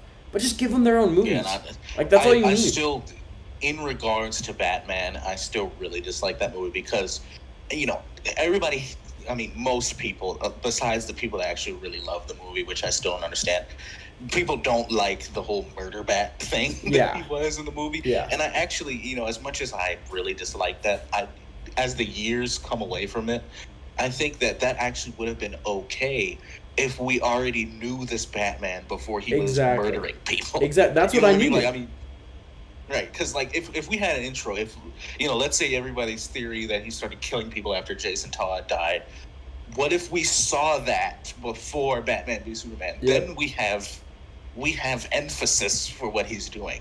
Yeah. Exactly. And like, then at that point, it doesn't matter. Yeah, and then they try like very much backtracking in like the first Suicide Squad with Batman flashbacks and like just trying to like reverse, almost give him a character arc by like having him be like so like sad about Superman's death. Like it doesn't work for me as much. And I think Marvel, it would have worked with better pacing to me. Yes, definitely. And I think Marvel at least took a good step when they started the cinematic universe and was like, hey, we're going to give each of these characters their own movie first. Right. Then bring them together, so they've already had their own arcs, and then they'll proceed to have new arcs. And even the characters that didn't have their own movie first, like Black Panther or Spider-Man, they showed up in Captain America. The way that they did their arcs, it was okay that we didn't see them first. Like, for instance, Spider-Man, number one, we had already had, like, 2 sets of movies, with him. So it wasn't like we really needed to be introduced to Spider-Man. No. That was smart. But for Black Panther, that was how his story started. Yeah, with his dad dying. Right. Like and it worked. In Batman v Superman, he's already been Batman and he's already been killing people. And it's like, well, what? We're being introduced to him at this state in his life, and it's like different from what we've already seen. Exactly. Like, for instance, if you dropped us in to that Batman and none of the murder bat stuff was happening and he was like actually helpful and stuff, it wouldn't have mattered that was the first time we were seeing him because it wasn't a difference. But it felt like he was midway through a character arc and we had no idea where he started from. Right. It was like you dropped into season 2 of a show and you didn't even watch the first season. Like, it was just weird. Yeah. I don't think it was actually that bad that he was Punisher Batman. I just think it was bad that we had no time with him beforehand. I definitely agree. And that's why it's all the time we're having with him is afterwards, and that just doesn't work for me. But we go on all day about DC and how Warner Brothers is screwing them up most of the time. What's funny is that they actually, it's like they have zero respect for an origin film in their universe right now, the shared universe. But in their standalone stuff, they have some of the best origin films. Like, what I mean? Like Batman Begins, Joker, go all the way back to freaking Batman 1989 or, the first Superman, the original Superman movie. It's like they can do standalone origin stories very well. Yeah. Even Wonder Woman is one of the most disconnected of the movies that they've done recently. And it was great. And it worked. Yeah. Right?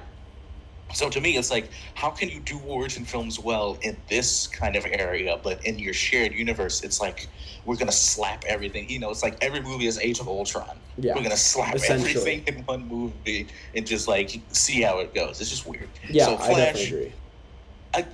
It's weird and I don't like it, but at the same time, I would watch the movie for... What's weird is that I would watch the movie for the added stuff. And that's, Flash. That's why, number one, their Flash isn't interesting. No, yet. No. And I definitely agree with that. See, and that's something for me, like, I just wish that we had, the only good thing, in my opinion, about the CW show is where it started was, like, a good point to start. Like, it was very origin-inspired. It started with the best villain for Flash. It, like, went on with his training. That's what we deserve in a movie, or, like, that's what we deserve to kind of see, like, in that universe, the DCEU right now, is, okay, in a solo movie, let's see how Barry got his powers. Let's see how he kind of decided to become the Flash. Let's see, like, who is, like, first enemy he's going to fight. Like, I want a very standalone... I want to see Reverse Flash in the DC, because that is the best Flash villain, hands down, and it is someone we need in the Flash movie. It was me, Barry. Yeah, like, I just... Have you seen that meme? I have seen that meme, and it is hilarious. It's so bad. So, oh my god. Yeah, but anyway, no, I love the Flash. I don't have high hopes right now for this movie just because of what they're just shoving in so much that I'm not going to get too excited. I'm going to see it for what, like you said, Alex, for like what they're shoving in. I'm very curious to see how they do this. I just don't think it's going to be done well. Yeah, I'm not even the biggest Michael Keaton Batman fan just because, generationally I'm separated from it. Not like it's old, but because Batman hasn't been that way for a long time. Exactly. You know what I mean? Like he's different now. The character is different now. But I'm very excited to see Michael Keaton as an older Bat. Like we're going back to that. That's kind of cool to me. Yeah. Even without the, I mean, I really like that movie, but he's not my favorite Batman. You know what I mean? No. Yeah. I'm actually intrigued by that. Yeah, I'm just excited to see what they do with the multiverse in this scenario for DC, because like we've already said, they've linked it to the television universe. Basically, they've linked all DC media that's live action to itself. So DCU's connected to Smallville. It's connected to it's connected to Reeves' Superman. It's connected to Keaton Superman, as we know from the new movie and from Crisis. It's connected to the CW. It's connected to the Birds of Prey. It's literally connected to everything, which they did through Crisis on Infinite Earths. So I'm very intrigued to see, okay, is Flash actually going to go to the CW verse? Because we already know he's going to the Keaton kind of Gotham. We already know he's going to be with Batfleck. We already know there's a Supergirl now. I'm very curious to see, okay, now are we also going to get other cameos from other stars that we don't even know about yet? So, again, what's funny is we joke about No way Home and wow, is it going to be Tom Holland's movie? But this Flash movie is even more so. Wow, is this even a Flash movie, or is this a? It just at this point, because we don't know a lot about the story, it just feels like Flash is gonna be just basically visiting people and saying literally it's just gonna be Flash running around, and then we're gonna get a ton of time with Supergirl, a ton of time with Keaton Batman, a ton of time with Batfleck. And that's pretty much going to be the movie. I don't understand what story we have. If this was done, maybe it doesn't even have to be time stamped that far back. But if Christopher Reeve was still alive and Flash could have gone to the Keaton stuff and Keaton was in the same universe as Christopher Reeve, this movie would have exploded. I would go to see it opening night. I would go see. I don't even really see stuff opening night. I would go immediately to see that. I would that would have been crazy. That would have been pretty crazy. Is a crossover. Even though Keaton isn't my favorite Batman or whatever, I've always had a soft spot for Reeve Superman. Of course. I always wanted to see them together. Yeah. I definitely agree. And before the DCEU, when it was still Nolan doing the Batman movies, I still wanted to see those two together. That was we were so close to that. Them and Linda Carter, Wonder Woman, even though I've barely seen that stuff. I wanted to see the three of them together so bad. So if that was in the cards right now, then I would absolutely go to see that movie, and there wouldn't even be a debate as to whether or not it's a Flash movie at that point. Again, it's Flash is in this movie? What you talking about? The only thing I could see them do they could technically do that, I just don't think it'd be good or what anyone wants to see, is if they did, because technically Brandon Routh is the, Christopher Reeve Superman. It's that continuity, I believe, is still current. Yeah, that was kind of weird. Yeah, I don't like how they did Superman Returns that way, and they kept it going in Crisis. And so technically they could throw him into the Flash movie with Michael Keaton in that same universe, and like technically it would be. I mean, technically they can just do any Superman that they want. That's true. For the key, because it never was that they actually were in the same thing. It's just everyone wished they were. Yeah. So anyway, that'd be interesting. But either way, I'm definitely intrigued, but I would not say excited because I don't think DC is going to do a good job, plain and simple. Now I will say, saw Suicide Squad. All I'm going to say is people are way too hyped about it, and they should not be. It is like, it does not deserve the Rotten Tomatoes score for sure, and I don't think it deserves the praise. Like, I saw a post in PNP that said, Suicide Squad, best DC movie, like, thoughts? And I said, definitely not. Like, for me, and I'm not, this isn't spoiling anything, but for me, number one is Dark Knight. Like, that's easy, plain and simple. Second for me, I really enjoy the Snyder Cut. I had a chance to kind of watch some clips of it over the weekend. I'm going to watch it with my dad before I leave for college. And it's good. It's definitely, it shouldn't, like, a 4-hour movie should be good. Like, there's no way, like what can't you do in that amount of time? But I think it really fixed every problem that, you know, Whedon and that cut did, and all the problems they cut out and stuff. So that I think is second, just for the mere scope of it and size and like how, like, the magnitude of it. And then obviously the list goes on, and I'd say there's plenty of DC films like Superman 2 and 1 in there. Keaton Batman and Batman Returns, I believe is what it is, the second one. Batman Begins, Dark Knight Rises. There's plenty of DC movies. I think bottom of the barrel for me was Joker. Yep, Joker's up there. But bottom of the barrel is the OG Suicide Squad. Oh my God, that was one of the reasons why I was hesitant to see this new Suicide Squad.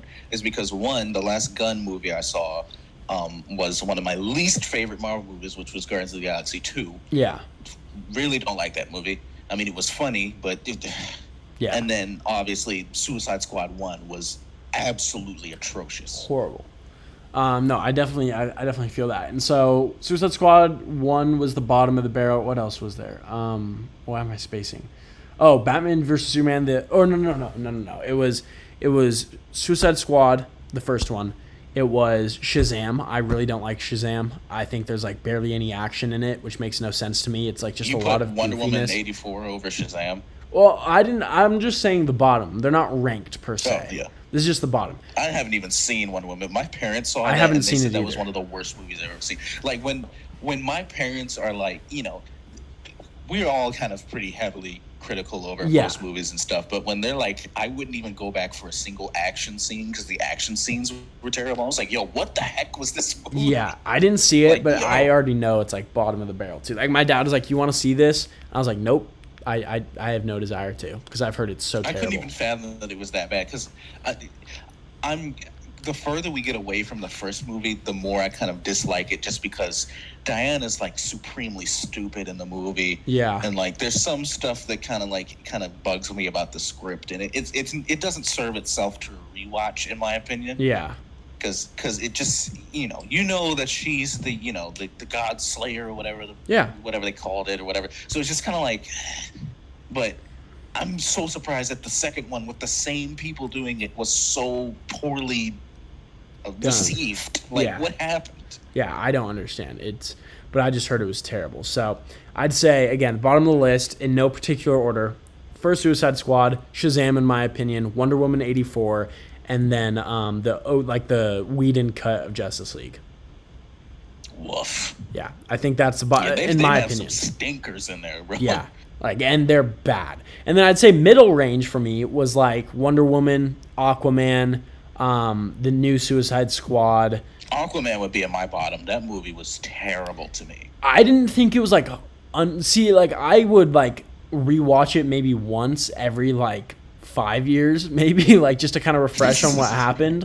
But I didn't think it was Wonder Woman 84 I heard was unwatchable. Suicide Squad 1 is unwatchable. Wasn't unwatchable. Exactly. It was just the line deliveries are bad. No, I don't. The acting's not great. I can't stand watching Amber Heard.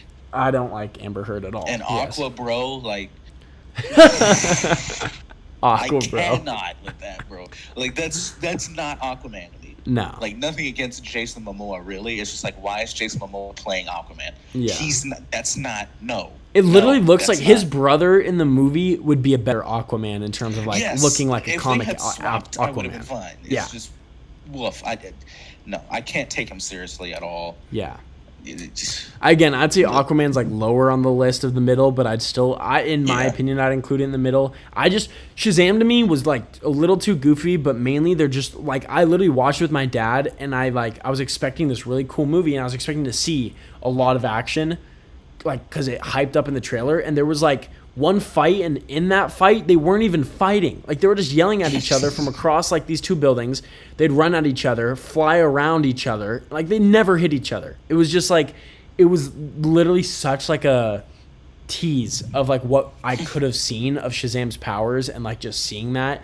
Even in the final fight, it was really lame. Like I did not like that movie in any aspects. But I am really hopeful for the second one. Just from the new suit, Black Adam, hopefully, The Rock does a good job. Like I'm hopefully excited, but I don't know. I don't know what to expect. If he doesn't have any sort of like accent, I'm gonna be upset first and foremost because Black Adam needs like that. I doubt he's gonna do an accent. And that's what's already like worrying me. See, what bothers me about I have nothing really against The Rock. Like I actually admire his success outside of wrestling and all that. Yeah. It's just he's not the caliber actor that I want for Black Adam at all. Me neither. And beyond his acting ability, which I don't think he's a bad actor, he's just not as good of an actor as I would like for the character. But beyond that, he plays The Rock in every movie. He plays The Rock. There's no difference in any of his characters. Again, no offense to The Rock, but he doesn't really have any range in terms of acting. And that's not this isn't necessarily a bad thing for the types of movies that he's making. Yeah. It's not really a bad thing. He's not a bad actor. Like I think he does very well. Props to him. Yeah. But I wouldn't cast Paul Rudd as Captain America. You know what I mean? Yeah, exactly. Like, it's just like that. Like, he only got it because of and again, I doubt The Rock's gonna hear this, so I can speak my mind. But he really only got the part because he's The Rock. Tomorrow, he's been a listener this whole time. He basically has been lobbying for years to be Black Adam, and because he's such a celebrity, Warner Brothers was like, all right, fine. But and he's so muscular. He'll definitely get them money, that's for sure. Yeah. The Rock can get you some box office money. And that's the main reason. Not because he's an amazing actor, nor that he fits the part perfectly. It's literally because he wanted Black Adam, because he wanted to be a superhero / supervillain, and Warner Brothers was like, you know what? He's gonna pull in a ton of money. He's a big name. He wants this. Let's do it. And so I tell you what, I can't really name many other characters for The Rock to play in a comic book setting, really. No, that's true. Like this was his perfect in terms of. He plays The Rock. Yes. Every time. Yeah. Like at most, I would say he could have been Booster Gold, but that just would have been weird because Booster Gold, isn't as swole as The Rock and stuff. I mean, if we're talking about like a true like comic like hero or villain, I don't know. But just a comic character, like he could have been an Argus agent. Like he could have been, like there's plenty of like littler, I guess smaller roles for him. But yeah, in terms of like a bigger role, I agree with you. I wouldn't see him in many other. I'm just glad that back in the day there were so many fan casts for him that were so bad. Yeah. Like way back. I'm just so glad that he didn't end up as either Luke Cage or Bane because people were saying that years ago, and those grossed me out intensely. Yeah. But again, it's nothing really against The Rock. Like, of course, it's not like I hate The Rock. It's just like I don't want him as Black Adam and that's not to say that I really have an alternative. Like I don't know who should play Black Adam really. Like, I think it would just fit for that. Again, it would just be a new casting. Like it wouldn't be anyone I think pre-existing if they were to choose to do it. Right, and even if Black Adam is hard because he's supposed to be swole as The Rock, really, but he's supposed to be as serious as a king as some other actors that wouldn't necessarily have that physicality. So it would be a hard cast either way. But I definitely agree with that. Anyway, beyond that, yes, DC is an interesting slate of stuff. Very much. The animated movies are by far better to me than what they're doing currently. Completely agree. But anyway, just a couple more rumors. I know we've had a bit to talk about before we even have talked about What If yet. But here's one What If rumor, and then there's one more rumor after that, and then we can talk about the episode last night. But it's been said that the head writer had a pitch for an episode that was rejected because it turned out to be half the plot of Guardians of the Galaxy 3. So I'm like, whoa. What does that mean? That's interesting. Intriguing.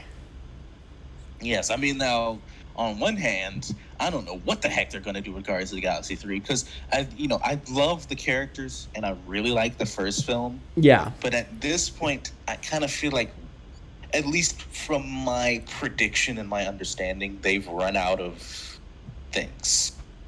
You know what I mean? Yeah. Like, I don't see a story for the third film yet. Well, I'm interested. Yeah, I don't know, because at first I was thinking, actually, because again, Thor's supposed to be in Guardians of the Galaxy 3, I believe.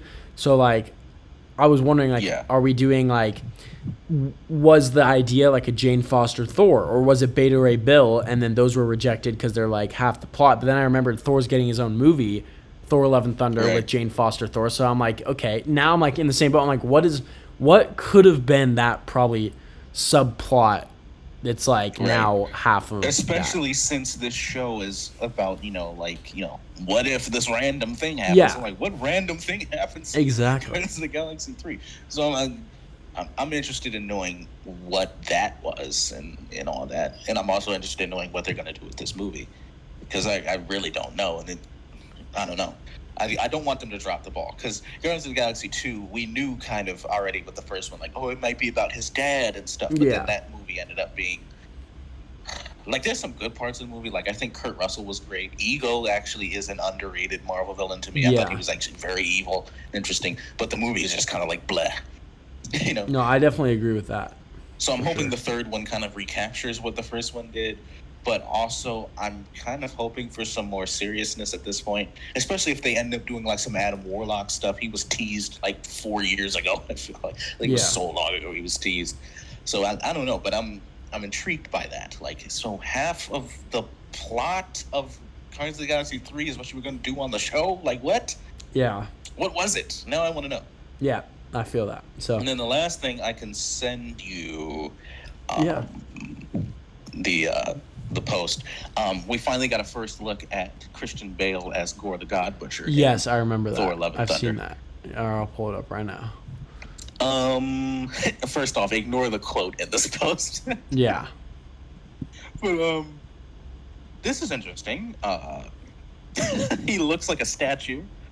But I mean, he looks also like Gore the God. You know what I mean? Like, he kind of looks, has that look. So here's the things that I'm worried about. Which I'm sure this is going to be the case, but I'm hoping that and I'm just going to say that I hope that they do this. I'm hoping that they CG him. I'm hoping he's not just going to be just a dude painted white. Like, because, Gord has no nose. He looks like an alien. I want him to still look like an alien. So I'm hoping that there's actually some CG work that they do. Beyond the fact that he needs the black symbiote stuff. Yep. For him to actually have his powers. But I'm hoping that this isn't the extent, because that's one thing that slightly bugs me that Marvel and all these other comic book people keep doing with aliens, is that it's like, oh yeah, it's just a person painted a color. Yeah. You know what I mean? Like, I don't... Yondu. I'm hoping that he looks more detailed. Yeah. Yondu, freaking Ronan. Yeah. Ronan is just a blue guy. Yeah. Like, he looks like he's in the Blue Man Yeah. group. Like, I can't really see him as an alien. Yeah, even the Kree. Like, you know what I mean? Right. Like, they literally took an easy way out with the Kree. I think they did a good enough job with Nebula, Drax, and Gamora. Yeah. Yes. Because they had, they have those, Nebula and Gamora have those cybernetic enhancements. Exactly. Drax has those tattoo scars, whatever you want to call them. Yeah. So I'm hoping Gore has something that makes him look more alien. I feel like the Kree was like the worst offense, because they're in the movie it's basically humans.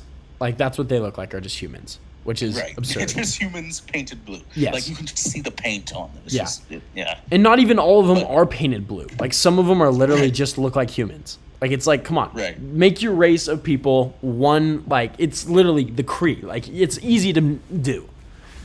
Right. But I'm still fairly worried about this movie just because of Gore the God Butcher and Jane Thor. Their stories are very serious. And you got Taika Waititi doing it. Right? And it's like, okay, so Jane Thor got cancer in the comic books. Are we doing that and joking about it? really think that's a good idea. Gore the God Butcher literally challenged Thor on his godlike identity in the comic book. Like, it was really like, oh, I prayed to gods and my entire family died. And are you really like saviors, or are you just rich people that have taken over the world? Like, that was dope. Don't make that a joke. You know what I mean?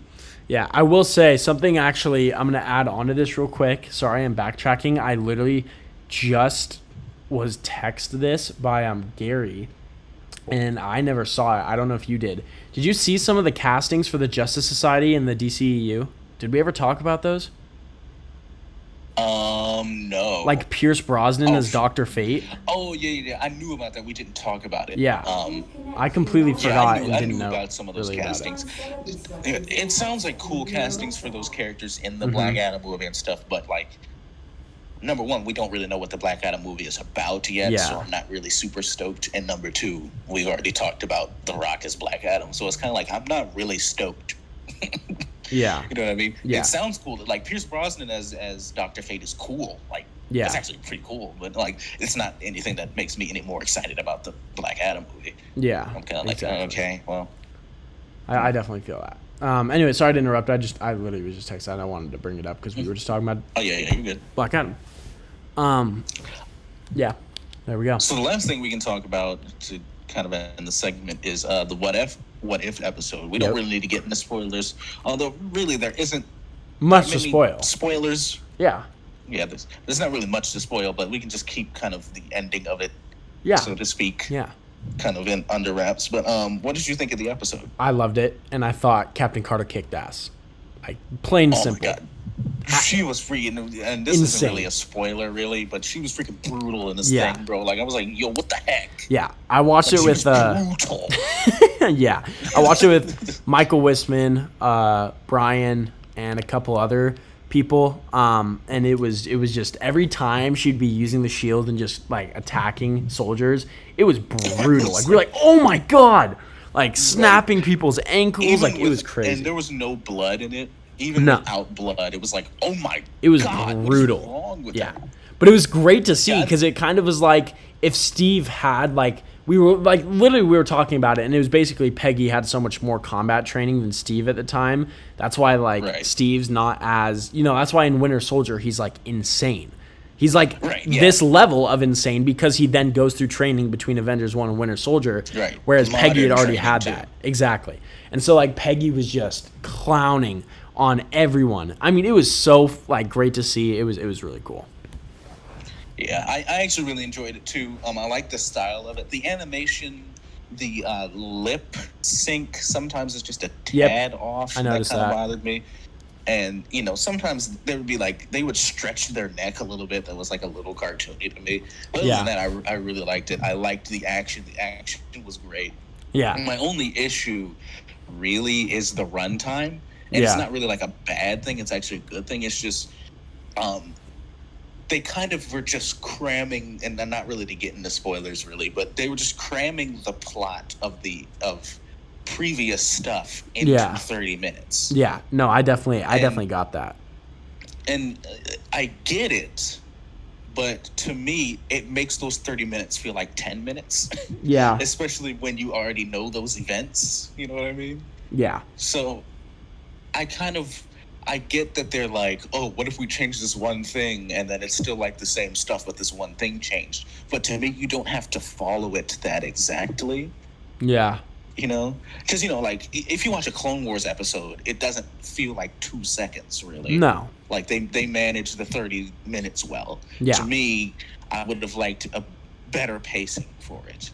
I like this concept, and I like the way they've done it, but I want it in a longer format. I definitely agree with that for sure.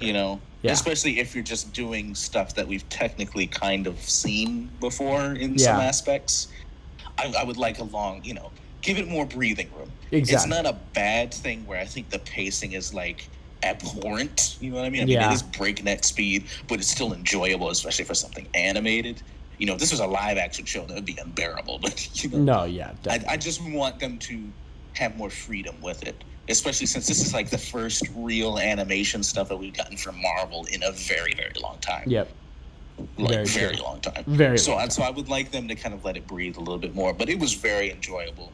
I definitely agree with that. We can talk privately about the ending because I have a bit of a theory about the ending that may or may not be true. But yeah, I thought it was really cool. I really dug the style and the action. She was freaking brutal. The voice acting was a little iffy to me. I don't know if they had enough time to really kind of. Yeah, I think some of like Sebastian Stan, some of the actors were a little. I don't know. They just weren't trained in voiceover animation as much.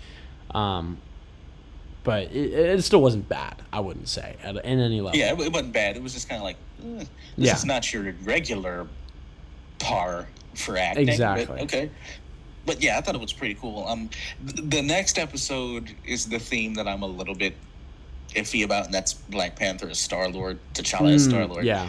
That's just a little, to me, that's the most random plot that you could come up with for it. And I like the what-ifs to be a little bit more realistic. Like, this episode was very realistic in the difference. Yeah. You know, which I wasn't expecting really going into it. The T'Challa as Star-Lord one doesn't sound that realistic to me. It just kind of sounds like a random scenario. Fine. Yeah, it's just how you think about it. Like, I'm curious to see what the point. Like, you know, this isn't a spoiler, but there's the watcher who's kind of like, you know, watching all this unfold says in this episode, this is like the definitive point where the timeline branches essentially. And so I'm curious what that point is gonna be in the next episode, because if you think about it, Star-Lord is given to Yondu by his father, is contracted by his father to, like Yondu is, to bring Star-Lord to him. So how is like T'Challa gonna be picked up from Earth? Like, what's gonna be the story there if, you know, T'Chaka's not the one who, you know what I mean? Like, it's gonna be very interesting to see how that works. Yeah, we'll see how that goes. Somehow that's even more random to me than what we know of Killmonger saving Tony. Yeah, which is also random, but not as random. There's one thing that bothers me about that, and I was telling Brian this. It's the fact that Killmonger just looks exactly the same. I was gonna say 10 years. Yes, from then. That's really my main thing too.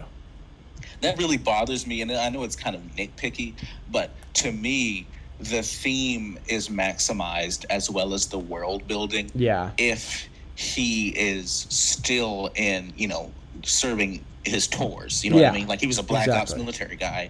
To me, if he looks like, oh, this was Killmonger when he was doing this 10 years ago, that fits the theme more, that adds more realism to the situation, and that helps with the world building. Like, what if the difference was Killmonger's unit was assigned to Tony Stark during that time instead of this other unit?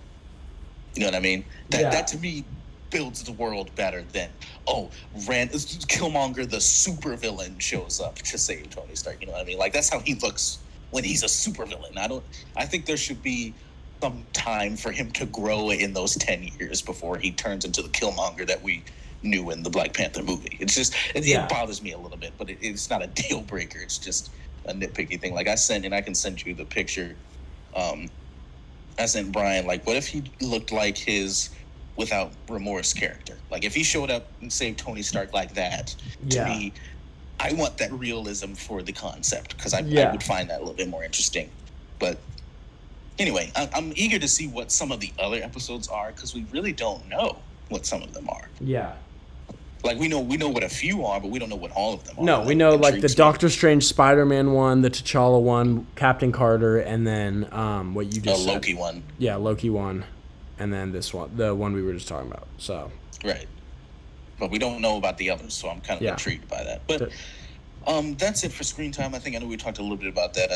I forget. I had some more stuff from the previous week. You know, kind of missed recording some weeks. Cool. But yeah. All right, critiques and favorites time. Let's get into it, and then we'll make this snappy, and we'll go on out of here. But it's been a great episode so far, and this is a very fun section where when you guys... Anything else in the chat before we go to... Good question. Let me look real quick. Let me go to that. I don't think so. And I didn't check too long ago. A couple things, actually. Nolan Batman and Brandon Routh Superman are connected to me. That's what Brian says. I don't agree with that, but it's fine. Aiden thinks a movie about a kid who becomes a superhero. I don't think there's is too any goofy. Superman in the Nolan stuff. Interesting. Yeah, I didn't think it's like, I think the Nolan stuff is just so separate from anything else DC. Like, it's not even remotely involved. Oh, I didn't realize I was streaming so far this whole time. Let's end that real quick. All right.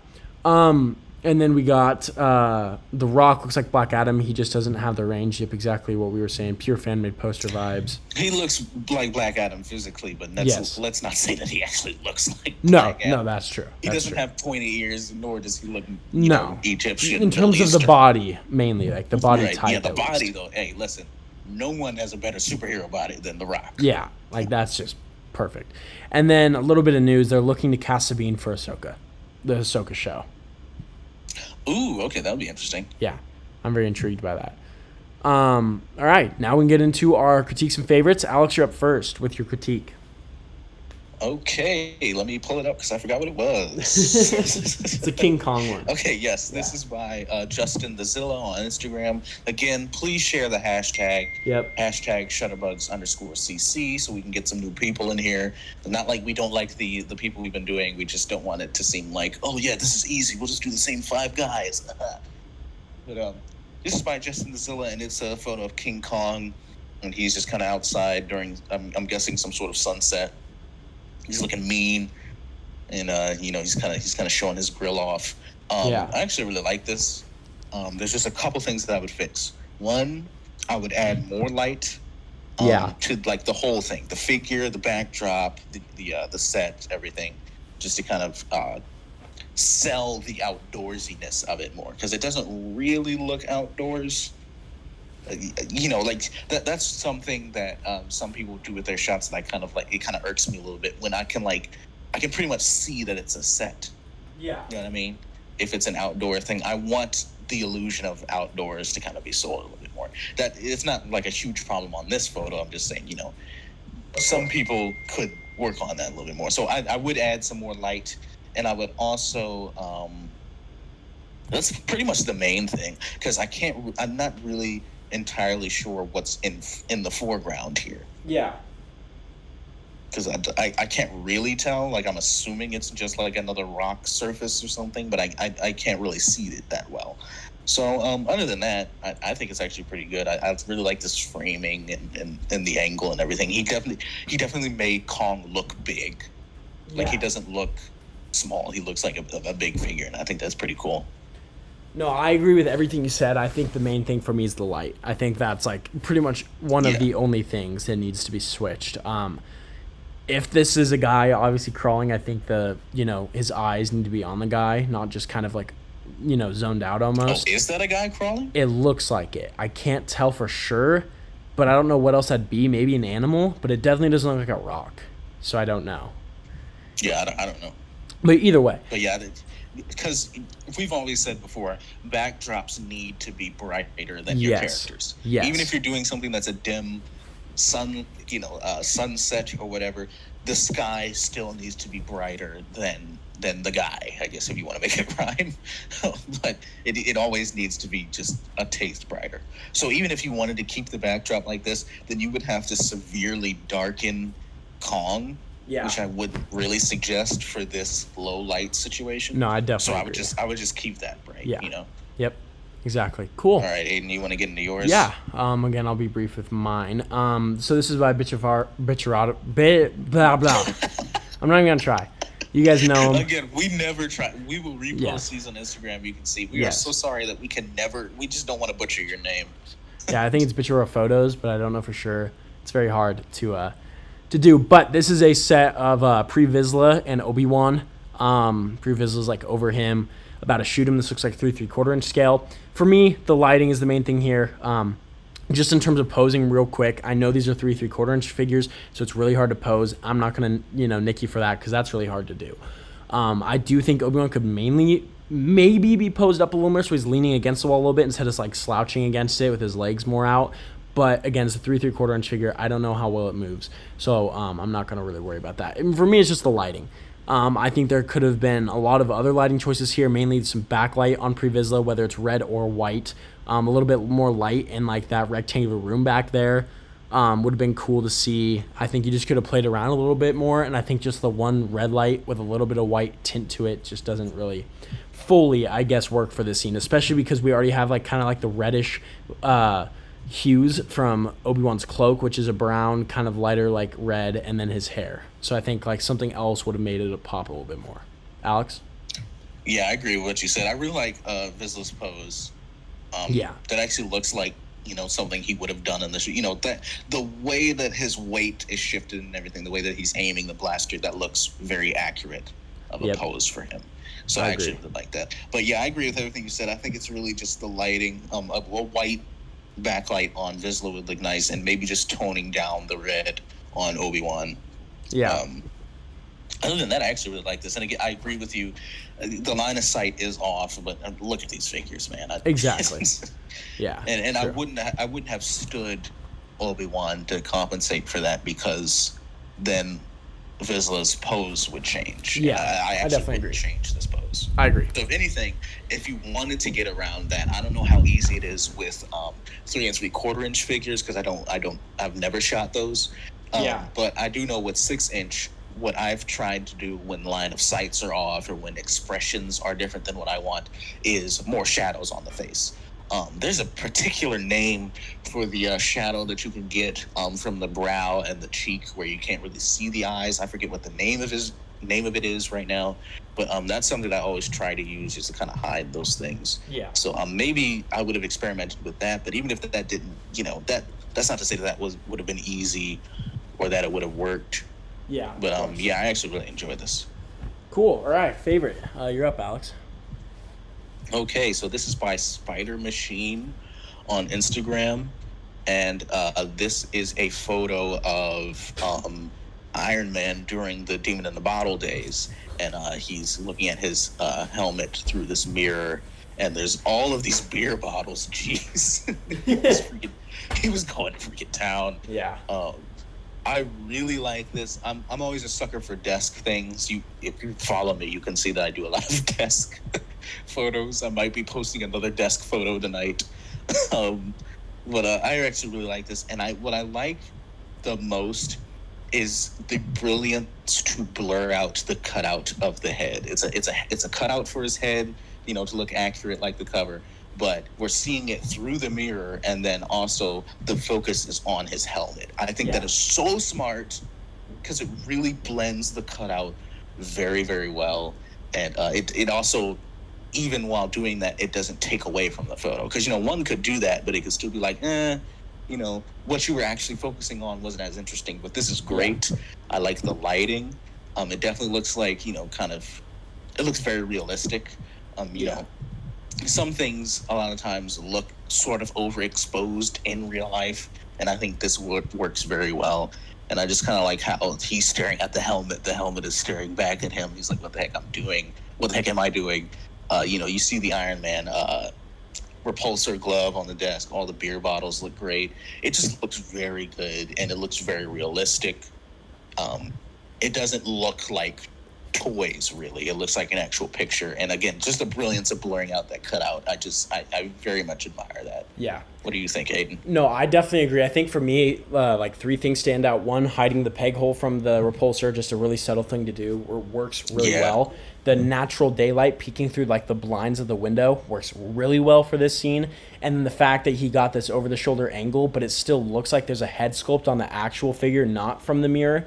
Like, it's still, you know what I mean? Like, it's easy to just, like, if he was doing this angle, to get the paper on, like, the real figure, because it's only 1-dimensional or 2-dimensional, and then get it, like, perfect in the mirror. But he got it basically looking almost perfect on both sides. Like, you can't really see. And you know what? I just noticed that he's covering the back of his head so that we don't see the. Yeah, that's actually really cool. I didn't super even nice notice. little detail. Yeah. So I think this is a great photo. Yeah, dope. Great work. This was actually posted a couple days ago, and I only saw it today. But this is a part of Born Again where Matt's kind of sleeping in the street. This is by Daniel Goulart. This was actually in the Facebook group. I didn't see his Instagram, so I couldn't link that. But hopefully through some extensive research we'll find that. But I really love this photo. I love the top-down view. I love all the newspaper around him. I love like the subtle details of his batons in there, beer bottles. There's a ton of different trash. I love the framing of this. Very reminiscent of one of my favorite comic book series. I really love this photo. Yeah, that and is, the lighting. it is dope. The moonlight. The really newspapers works. are real. They sell it so well. It is just so dope. Yeah. The only thing that I would have changed, and this is not anyone's fault, is Hasbro's. It's like, can we please get a different Matt Murdock head with red hair? That Yeah, exactly. I don't know. The one that came with the armored DD just doesn't do it for me in some shots. It's okay, but it's just. But this looks dope. I really like this. The sticks, all the props just look very placed well. It looks chaotic, but not too chaotic. That's one thing, I used to do this all the time back way back years ago when I was first shooting, where I would just put trash everywhere in shots, but it would just look too like what slob was just dropping all these pieces of paper. Exactly, everywhere, right? You know what I mean? Yeah. But this looks realistic. It looks like, okay, this is what this alleyway would look like. The dumpster, the boxes, the trash. It just looks great. Yeah. It's so awesome, and the lighting is so good. All right. Well, there we go. Shout out to our critiques and favorites there. And thank you, Alex, for joining me for another episode of the podcast. This was great today. And yeah, thank you guys for watching. I have to go. That's why I'm trying to rush it a little bit. But again, I want to thank you guys for watching. We'll be back next week again and every week after that, hopefully. But thank you guys for watching. Thank you, Alex, again, for being on. Yes, sir.